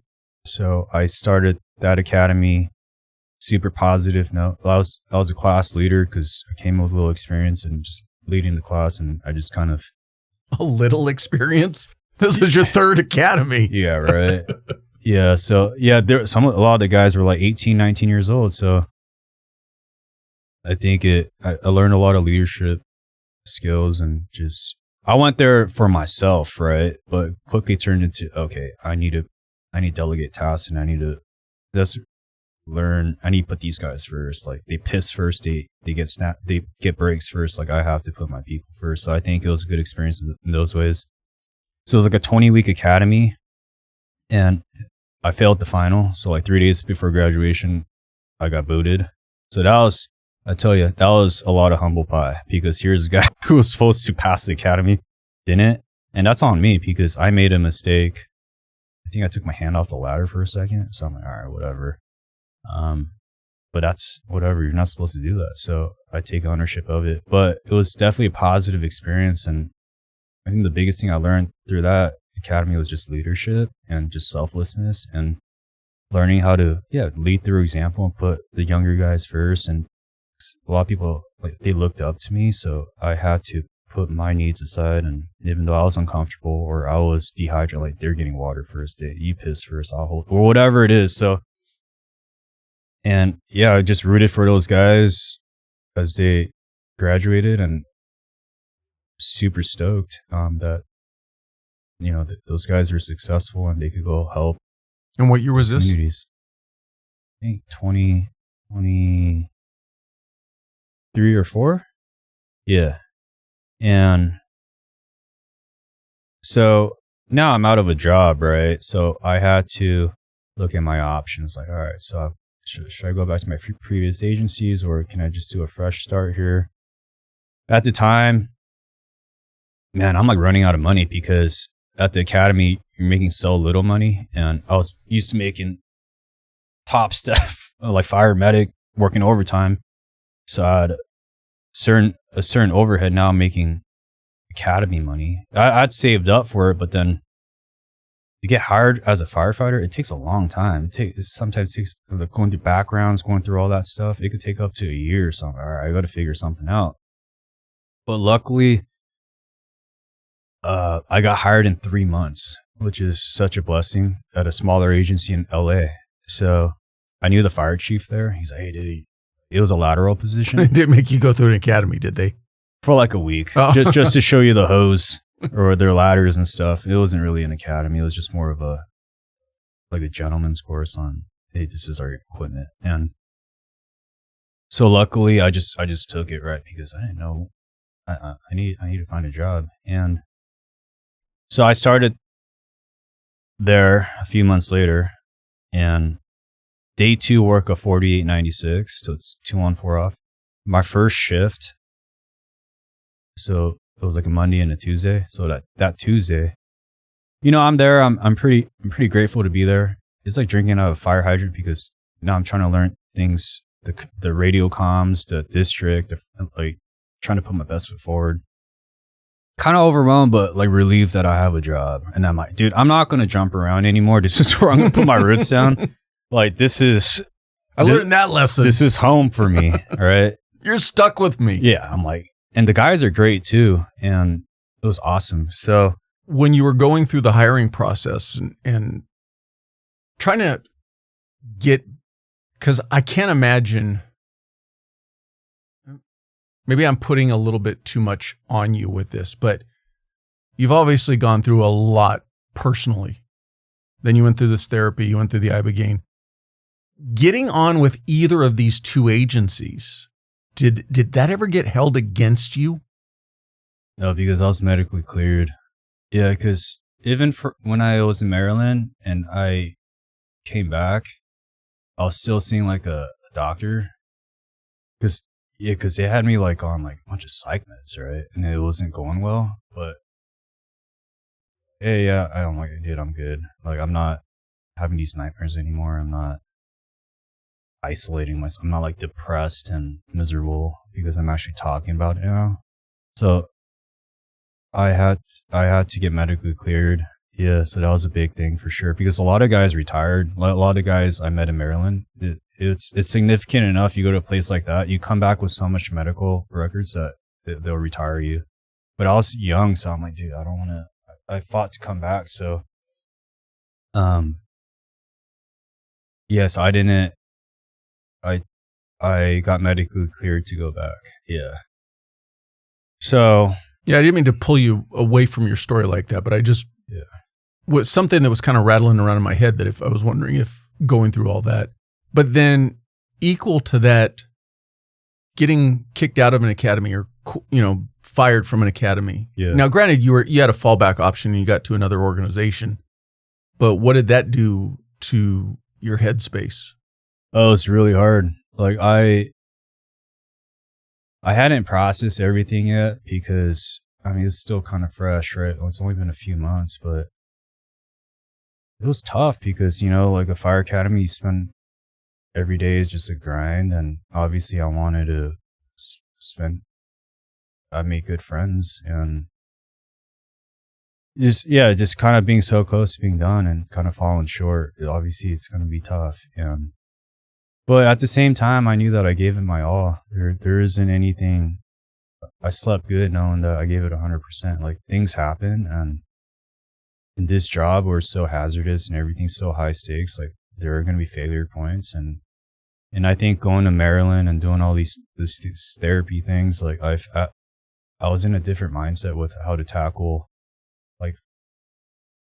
like things that I can control are very little, and things I can't control, it kind of outnumbers that, especially in our line of work. So, okay, if I could control attitude and effort, and if I could do that every day and put the guys first and try to have a good attitude, there's no guarantee that you go through these academies, you're gonna, it doesn't matter how much experience people get injured, things happen, so family things come up, so.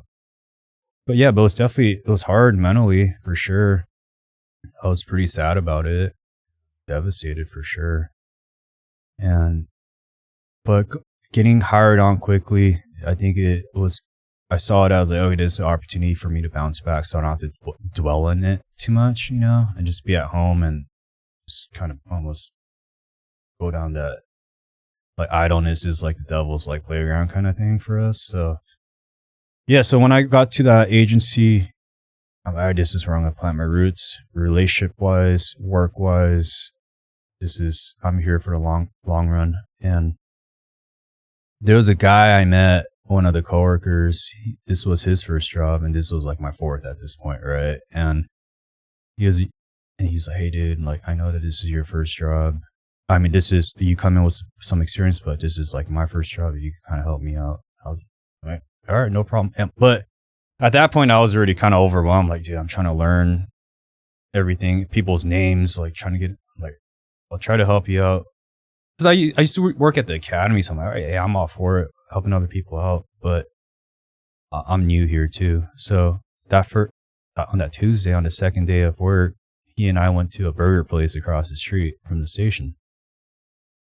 And we to-go'd our food, and the food's taking forever to come out, right? So I turn around and I see the glass door, the swinging door. I'm like, hey, like, how would you force the door behind us if this place is on fire? Because and then he's, oh yeah, I'll break the glass and stick my hand through. I'm like, okay, well, hey, like, I was on a commercial fire like this not that long ago, and you get the rotary saw maybe, because when you break glass, you can't unbreak it. You're just gonna feed oxygen to the building. And he's like, he kind of chuckled, right? And then he said something along the lines of, you don't know what you're talking about. Like, kind of in like a rude way. I'm like, hey, quickly I was like, hey, no, man, hey, I'm new here, and the reason why, my intentions behind it, hey, you asked me for help. I'm just trying to help you. I'm not trying to do none of that, man. I'm new here. But he's like, yeah, but you come off as like a know-it-all. I'm like, hey, dude, so at that point, I was like, dude, I'm not a know-it-all. You asked me for help. I'm just trying to, this is my first day, dude. And he just kept saying, dude, he said something along the lines of,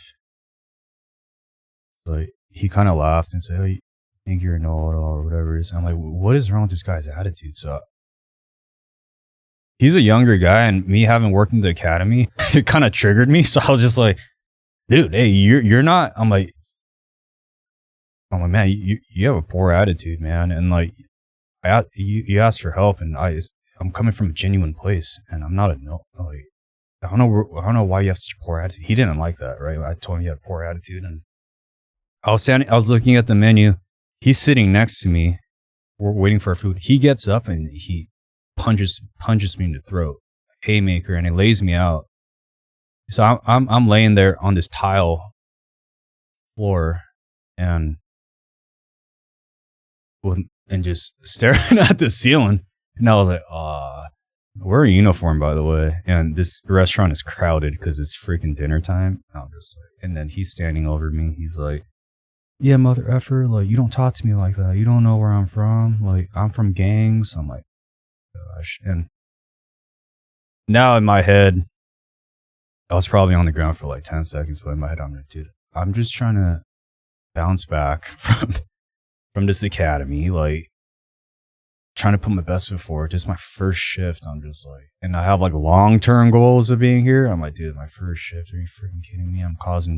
I didn't cause, but I'm like, dude, I don't want to be a part of this. And so I got up. I'm like, hey, we gotta get out of here. The fast food workers their eyes are this big, staring at us. Give us our food. We go outside, and I'm like, hey, we got to go back to station right now. And he's like, he's like, dude, I grew up in gangs, and you don't know who I know. I'm like, oh shit. I'm like, how did you get hired, dude? Like, this is. So I'm like, you're gonna get fired. I'm like, you're gonna get fired, right? And you're not gonna get hired by another fire agency after. He's like, I don't give a, like. So go back to the station, and of course we get like 7-8 calls after that all night. So I couldn't talk to the captain. So the next morning I called the chief, and he's like, hey Frank, like, how'd your first shift go? Like, the guys are great, right? And I was like, no, like, yeah, guys are great, but this is what happened. He was, he said, dude, okay, hold on, let me call you back. He called the police chief, and they pulled up the security footage, and he's like, dude, yeah, we saw you got like laid out. And I'm like, yeah. So then it went through this whole thing where they got kind of freaked out that this kid's I don't know what happened, but the captain called me, the chief called me, and said, yeah, we looked through his background, and he had a record, but it got all expunged because when he was a kid, but he was in and out of prison his entire. I'm like, what the hell? Like, why are you freaking hiring these people, man? And like, so I'm like, okay, whatever, it is what it is. And they asked, do you want to press charges? I'm like, no, I don't want to do any of that stuff. And they put cameras in the app A and make sure he doesn't do anything vindictive. And he showed up to work. They had a bunch of like cops there, and they escorted him out. And I'm like, hey, look, I don't want him like arrested. That's there are consequences to your actions. He's gonna have to pay for it. He's gonna have to find a different career. But I'm not gonna go to court and testify. I'm like, dude, I don't want anything to do with it. But I guess the our and the chief are great people, but they're like, hey, you're going to have to talk to somebody. You're going to have to go talk to our department doctor, go talk to the psychologist. I'm like, oh, here we go again. So he's like, hey, we got protocols here. Because I was like, hey, no, I'm fine. I want to come back to work. But at a certain point, they stopped texting me back or calling me back. They're like, hey, and I think I know why now, because once I'm like talking to this psychologist, and she was asking me what happened, and I was like telling her what happened, and eventually they wanted my medical records, right? So now that turned into a whole, hey, you have like 1,000 pages of medical records, and what does life after the fire service look like for you? I'm like, I don't know. I don't have a plan B. Firefighting is my life. Like all my friends are firemen. If I'm not at work, I'm working overtime. If I'm not working overtime, I'm working at the academy. And my 5-year, 10-year, 15-year goals are all related to the fire service, And I don't know. Like, what other job am I going to get with my resume? Right? Like, I have like a rope rescue tech, swift water, like wildland certs. Like, what kind of civilian job am I going to get with this? So didn't even cross my mind, but doctor after doctor, they just kept, what does life after the fire service look like for you? Man, you guys keep asking me the same question. I don't know. But they're like, hey, you should start filing paperwork for medical retirement. Just talk to your family and friends about it, and it's kind of a long process. So if you want to get it going. So I'll file the paperwork, and then we'll cross the bridge when we get there. And I talked to my family and friends, and, the conversation was definitely one-sided. They're like, I got 20 years left until retirement, and my medical records are all the physical injuries I had. I had torn labrums, arthritis in my entire hip. Like, I'm supposed to get a hip replacement, but I'm too young for that. I have nerve damage in my neck. I have all this stuff going on. And that's just a physical, like the mental side. I've been through a bunch of other stuff too. And I'm like, man, I've been it's hard on my support system, and I don't know what the next 20 years is going to look like. So, but during this time, it was very difficult for me to process this because it's like, here's my favorite toy that I like, and then someone wants to take it away from me. And this is something I really like. And my identity, my sense of fulfillment, my purpose, everything was tied up in firefighting. So if that goes away, where's my sense of confidence? Everything, where is that going to go? And the fear of the unknown, the fear of the unknown future was very scary for me. I couldn't sleep at night. I was stressed. I'm like, dude, what am I going to do? And so as stressed as I was, I looked at my options, right? And I'm like, okay, now I'm in this miserable place again. Okay. But I'm not going to start drinking because we saw what happened there.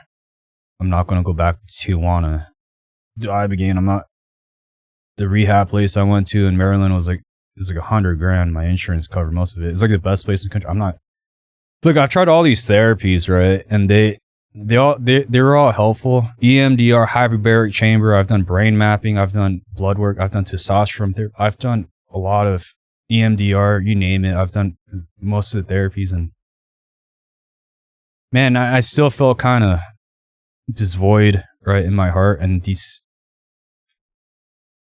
Did you have a regular therapist that you stayed in contact with that you were talking to? Yeah. On your own? Oh yeah, for sure. A lot. At least on a bi-week or twice a week. Yeah, for a while. Some were great, some weren't, but I had some good ones for sure. And therapy was helpful, but still, it was just not. There's still something missing. Okay, honestly. And that's what brought me to my knees. And I was like, look, God, I don't know why these things happen, but I haven't talked to you in a while. It's been years, and I've tried all these things, and man, psych meds, you name it, whatever it is, and I don't know what else to do. I'm at this point again, and I don't know. Can we start over again?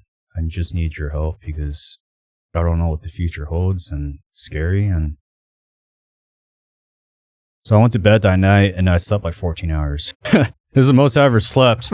And then I woke up and I was making coffee. I think I slept through my alarm. It was like, I looked at the time, it was like 1:30 in the afternoon. I'm like, holy cow. And because I noticed the sun was a little warmer than it usually is. And I felt a little bit of peace, and I started feeling better. And the next day I kind of cracked my Bible for the first time in years. I was looking for it. Where's my Bible? But from that point, I started reading the book of Matthew. It's like the autobiography of Jesus again. And then I ended up reading my entire Bible in like 3 months because I couldn't get enough of it. That was the only thing during that medical retirement process where it was giving me hope and peace and something I could hold on to, because there are so many other things I couldn't control. I didn't know what the outcome of all this was. It was all up to the doctors and whatever else. So,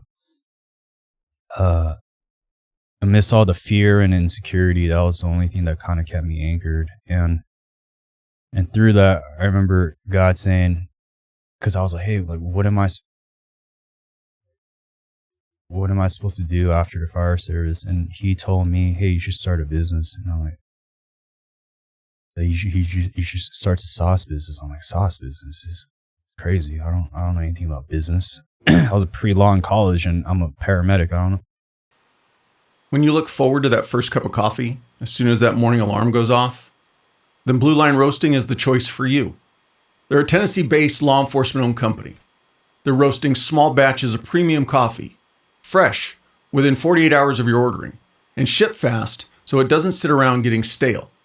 From Patriot, their light roast, to Failure Drill, their dark roast. They've got something that fits whatever you prefer. Whole bean or ground, it's your call. But Blue Line Roasting is more than just good coffee. A portion of every purchase goes to support law enforcement families who are dealing with line of duty injury or loss. So your morning routine becomes something bigger. Great coffee and real impact. Grab a single bag, try a sampler, or set up a subscription so you're never caught without it. Shipping is always free.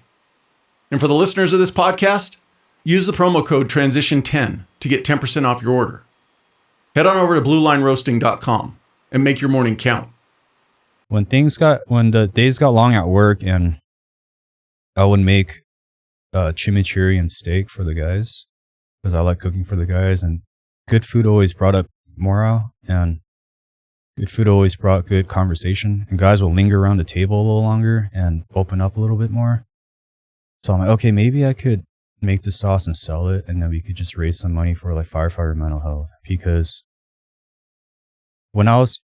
at the station right now, like there's a phone number on the wall that you call if after the fact something goes bad, but anything preventative or like anything proactive, because in the fire service, like military cops, the same too. We train for calls and we take care of our bodies. We work out physically to condition it to be proactive. We stay ready so we don't have to get ready. But with our mental health is always, we do critical incident debriefings after the fact. But man, my symptoms of the trauma, it didn't manifest for like a while, and it just depends on the individual. So what if we hired some, I don't know, mental health professionals to come speak to the guys, or doctors talk about how trauma affects the brain, and here are some tools that you could have in your toolbox so you can pull it out, some healthy coping mechanisms.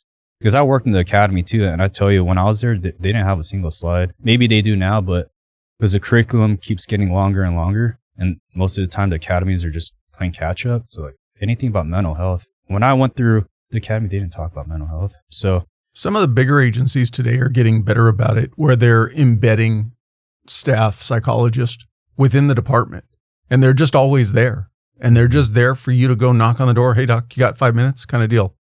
Because I think the slow change is we need to get these men and women talking about how they feel, talking about how these careers impact them earlier in their careers, when they don't think that there's anything wrong, when they don't think that they're not handling it.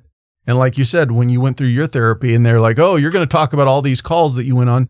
You're like, I don't remember all the calls. But until the person who knows how to ask the right question asks that question and says, what about this? How do you feel? But if we start doing that more when they're early in these careers, so that it's maybe just the one-off know-nothing call, but it's those one-off know-nothing calls that just add up. And then you have the horrific call that is just the thing that tips you over the edge. Yeah, it's one of the things I learned about the fire service, just as a whole, meeting all these firefighters from all over the country. We all have the same job, just a different patch. And because a house fire is a house fire, a medical call is a medical call. Like it's, so I would relate with guys who work at a volunteer department in Iowa, who's like much older than I was, and our childhood was like the same, even though our ethnic backgrounds and everything. So what I'm trying to say is like, what I learned in the fire service, the trauma is a lot of these guys, not everybody, but they come with traumatic childhood backgrounds. And as an adult, what they taught us was we go into lines of helping others in settings of trauma to kind of fulfill that childhood yearning of, okay, controlling the chaos now, because we grew up in a chaotic environment where we couldn't be in control, but now the brain's reward system where we thrive in that environment. Okay, now here's chaos that resonate with us, but we get to control it and also sympathize and empathize with people who are in places of trauma and hurt, and we get to be compassionate. I think there's like that psychology behind that too, because a lot of the guys I met in Maryland, I want to say like 95% of them had like some rough dysfunctional upbringing for sure. So that was like a eye-opening commonality that we had with first responders and military. I mean, with cops and military as well. But yeah, so the proactivity with the mental health, just I think there are a lot of veteran suicides and all that, but in the fire service that happens quite a bit too. Just they don't talk about it. I remember at the morning table, guys, hey, you hear about this guy, you hear about that guy. never gets posted on social media, but fire service can be a really dark place. Mhm. And I mean, so as much as I white knuckled it and try to, look, I've ruined my entire life, right? For like that year, I was incredibly self-destructive, and me trying to solve my own problems, I just made it 100 times worse. So that level of pain that I was in, I wouldn't wish it on my worst enemy for sure. So if I haven't experienced all that and me having to try to figure things out on my own, that's why I created a sauce company to raise some funds for firefighter mental health. A lot of departments are going through budget cuts in LA. And so doing this, it could have been any kind of sauce. I think the point is this is just a vessel for like, hey, this is our mission driven brand. And moving forward, I got tons of buddies on the job who still have 10, 15, 20 years left in their careers, right? And they're burnt out, and they will like to have more resources. And they say like oblivion is bliss, but then it's once you hit a point where you need some kind of help and you don't know how to get that help. And that's where the problem happens. You hit the bottle, and our divorce rates, the reason there are correlations to all this stuff. So, this is the big why behind this sauce. Like for me to get out of bed in the morning, I don't jump out like I want to go stir up some chimichurri today. Like that's not stimulating enough, but it's just more so the experiences I've been through. I don't want anyone to go through what I've been through, right? And kind of have to. I want people to feel equipped and supported, and at least mentally healthy and mentally resilient in like an emotionally healthy way. So when they do rough personal life, like professional life things, the perfect storm comes for them, that they feel just on a steadier ground, right, than I was. So yeah, we launched this brand. Well, real quick, so when was your last day? When did you medically retire? It was late 2025. So like December 2025. So ish. Yeah. About 6 months ago. Yes. How soon afterwards did you have the company up and going? We just launched it this week, but then in the middle of my medical retirement process, because I was at home and they're like, hey, you can't work, you can't do anything. I'm like, I'm going to lose my mind. So I started kind of tinkering in my kitchen, and one thing led to another. And a friend of a friend was a food scientist, and he just helped me for free, which was huge. And he made it shelf stable. He made it, we made 350 batches. So, wow. Yeah. So we made it, because my personality is like, all right, if we're going to do it, we're going to do it right. And we're going to do it all the way. Just like, and then, so no seed oils. Like I'm pretty picky about what I put in my body. No preservatives, no sugar, no artificial stuff. Like as a medic, I already saw how unhealthy people are. Like this, I think we have the United States, we're like the richest country, but we're the unhealthiest country. So I don't want to contribute to that. So this is a good product. It's avocado oil, olive oil, everything you read on the ingredient list are things in your pantry, basically. And yeah, we made it taste really good. Like firemen, we like good food and we know how to cook well. And yeah, we made hundreds of batches, made it shelf stable. And a lot of people like design or professional design firms, they just jump on board, charge me pennies because I tell them the reason why I'm doing the thing that I'm doing. I don't know what I'm doing, but I have a lot of questions and had a lot of support, and so super excited. And we launched it this past week, and later this year we should be getting into larger grocery stores and talks with them. So very super cool. exciting. And yeah, so me maybe God allowed all these things in my life to experience these things, because it's one thing to be able to, it's super rewarding to help strangers and serve our community on a day-to-day basis. But if we can't help ourselves, that's one thing. It's because, yeah, I could fix all your problems, but I can't fix my own problems in my own personal life, and my family suffering and my personal mental health is backwards. So if this is like my purpose and my mission, like my mission going forward, I love it. So be it. Like I'm more than happy to talk about mental health with other first responders for sure. Because again, I was that guy in the room whenever a mental health professional came in. I just like, man, this guy's yeah. So, but I know, like, yeah, I'll put my cell phone number on the board if you want to talk or something. Like, I won't say a word. I'll lend an ear, and I won't give you any advice if you don't want it. Because I'm telling you, the pain I was in, and is resilient, and all the academies and all the training that we go through, and we're trained to toughen it up and suck it up. The pain I was in, like, it was I couldn't toughen it up. I couldn't suck it up. It was too much. So, I don't want anyone to. Yeah, you shouldn't have to white knuckle it through life. And yeah, so I'm super excited. And where did the interest in cooking or just getting into sauces come from? Strictly from your cooking in the Firehouse, or did you have other interest or background in it? Yeah, I have a lot of family in Argentina, actually. I don't know why, but my whole mom's side of the family, they all decided to start living in Argentina and Buenos Aires. Been there a couple times. So that's where I started making the chimichurri when I would come back, and how my aunt and my uncle and my cousins made it.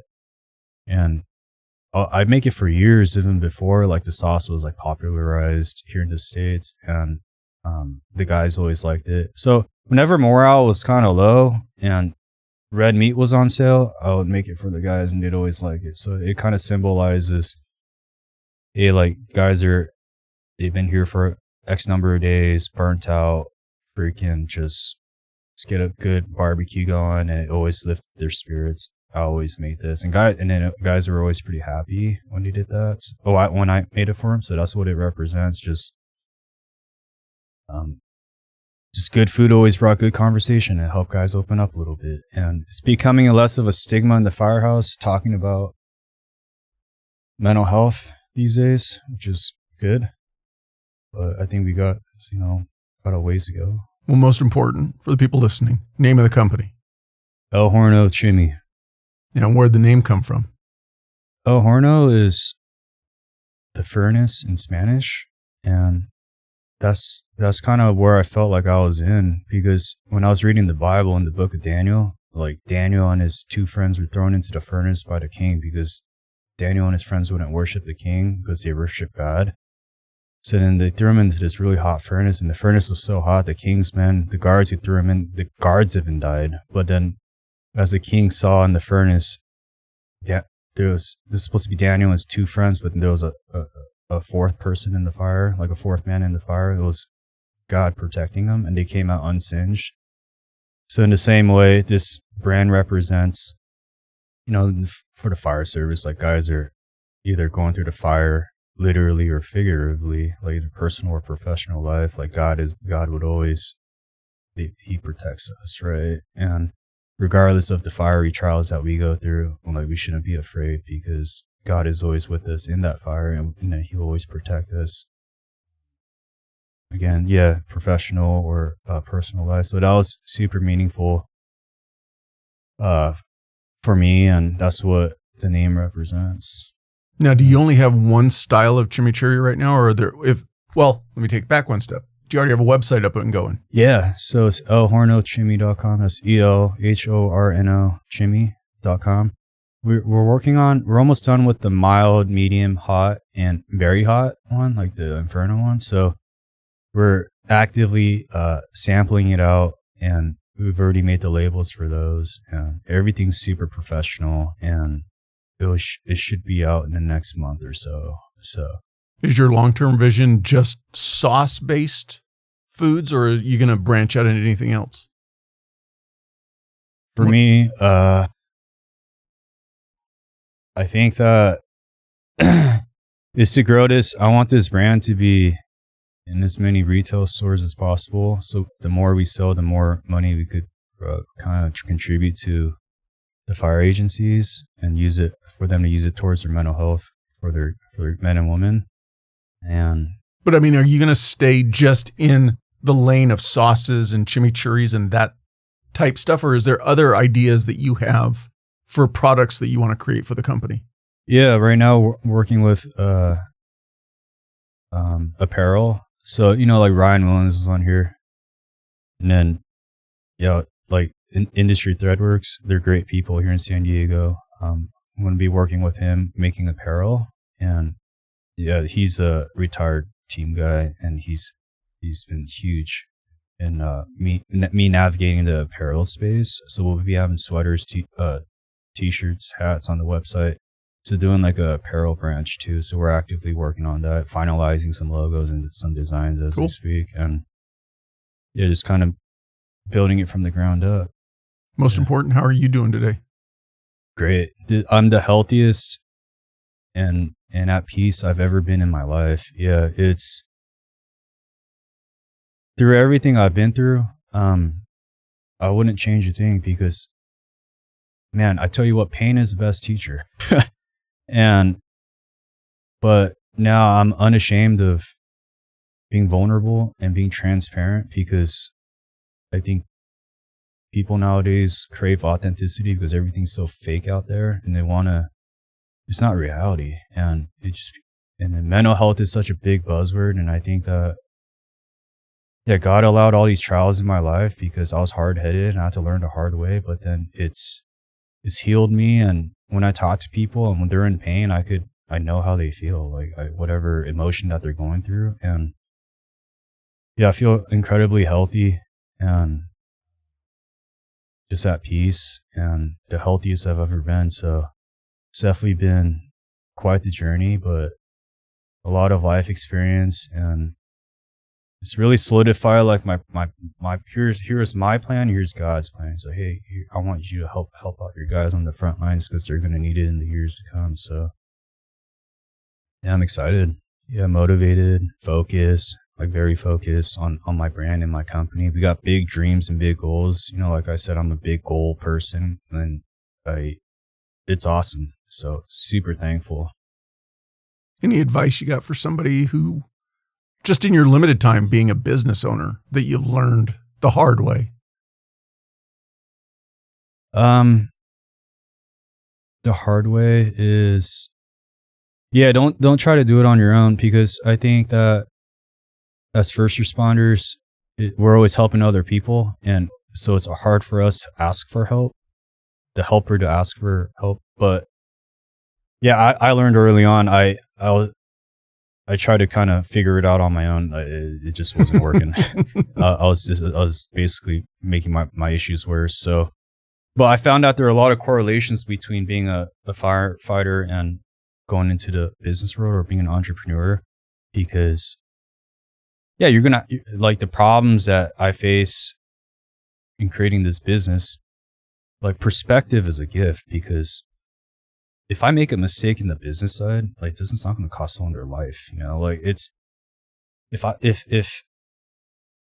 I know what a bad day looks like, and I know what a real problem looks like. So anything that happens with this sauce, like, at least I'm going home and house is on fire. I've lost a lot. Like, it's just, we're dealing with like herbs and spices and oils, and who cares? I mean, there are issues that come up, but perspective is huge. And so, and problem solving, working well in a team environment. Like, even as a paramedic, 95% of my job is knowing how to talk to people and gain people's trust. And so just going out, talking to people, building relationships, that was super easy for me. Oh, you want me to talk to this person in a non-emergency setting in like an AC room? No problem. Like, I'm usually like, someone's not breathing or something, someone's screaming, or so a lot of intangibles that carried over. I think the issues, I'm sure there are going to be more issues with the business as the business grows, but whatever the issue is, I think I bring along like perspective, and a lot of these, because I always looked at my resume like, how are these things going to translate over? But as I started to take one foot in front of the other in the business world, I saw, oh yeah, these are the things that I've been learning. I'm not starting over again. Like, let's build upon the leadership skills, the customer service, the professionalism, the high standards, problem solving, all these things, and just build upon it in the business world. And that's been working well. Just embracing. But I felt so much shame. I'm like, dude, I kind of screwed up. I put so much of my identity in firefighting, and now I'm paying for it because it's gone. But no, instead of that, like, embracing it, where, hey, my acts of service, like willing to be selfless and be willing to serve my community and be someone with integrity and all these things in the business world. It goes a long way too. So very cool. As we close this out, any last piece of advice you want to make sure somebody understands, transition related, personal, whatever, just any last nugget of advice you want? Yeah, just give your life to Jesus. And I'm serious. Like I'm unapologetic about that. Like everything, all the therapies and everything else I've done, my relationship with Jesus is 100 times better. Or it was free too. It's not like I was, had to go to Tijuana and spend thousands of dollars. I mean, it's helpful for certain people, but it was helpful for me too. But then if I were to choose one thing, man, me getting on my knees, and I had to hit rock bottom again, basically, to get on my knees. So, I'm hard-headed, and don't be like me. Just the word surrender seems like a weak word. We're trained to not give up. From day one in the fire academy, always toughen it out, sleep deprivation, strike teams, whatever, never give up. And so, but surrendering my life to Jesus Christ was the most significant healing, the most powerful decision I've ever made. And yeah, so that'll be the last thing. Just start in the book of Matthew or Mark. It's super short in the Bible. Don't start in the beginning.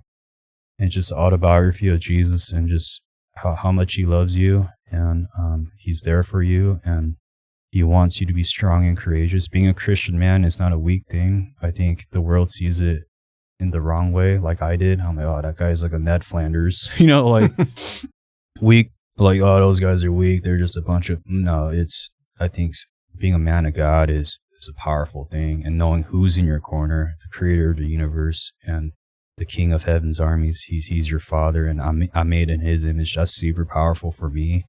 And it doesn't matter what happens. Like, I have a seat in heaven, and my place is secure, and this life is super short, and it puts everything in perspective. So, so just give your life to Jesus. Do it. Yeah. And just take baby steps. Like Jesus says, it doesn't take big faith. It's just a mustard seed of faith can move mountains. So like if you see a mustard seed, it's a tip of your finger is tiny, but just even that little bit of faith. Like when I got on my knees next to my bed, I made a half-assed prayer. Like, hey God, let's just start over. I don't know. I feel like crap. I haven't spent years. I don't even know. And I slept 14. And then it just kind of started moving. You give God a little bit, he's just going to start moving in your life. So yeah, I'll just end it with that. Yeah. Well, I appreciate your time. Thanks for sharing your story, and I wish you all the best going forward personally and with your company. Thank you. Thank you for having me. Good luck with everything. Thank you. As always, thank you for listening or watching the episode.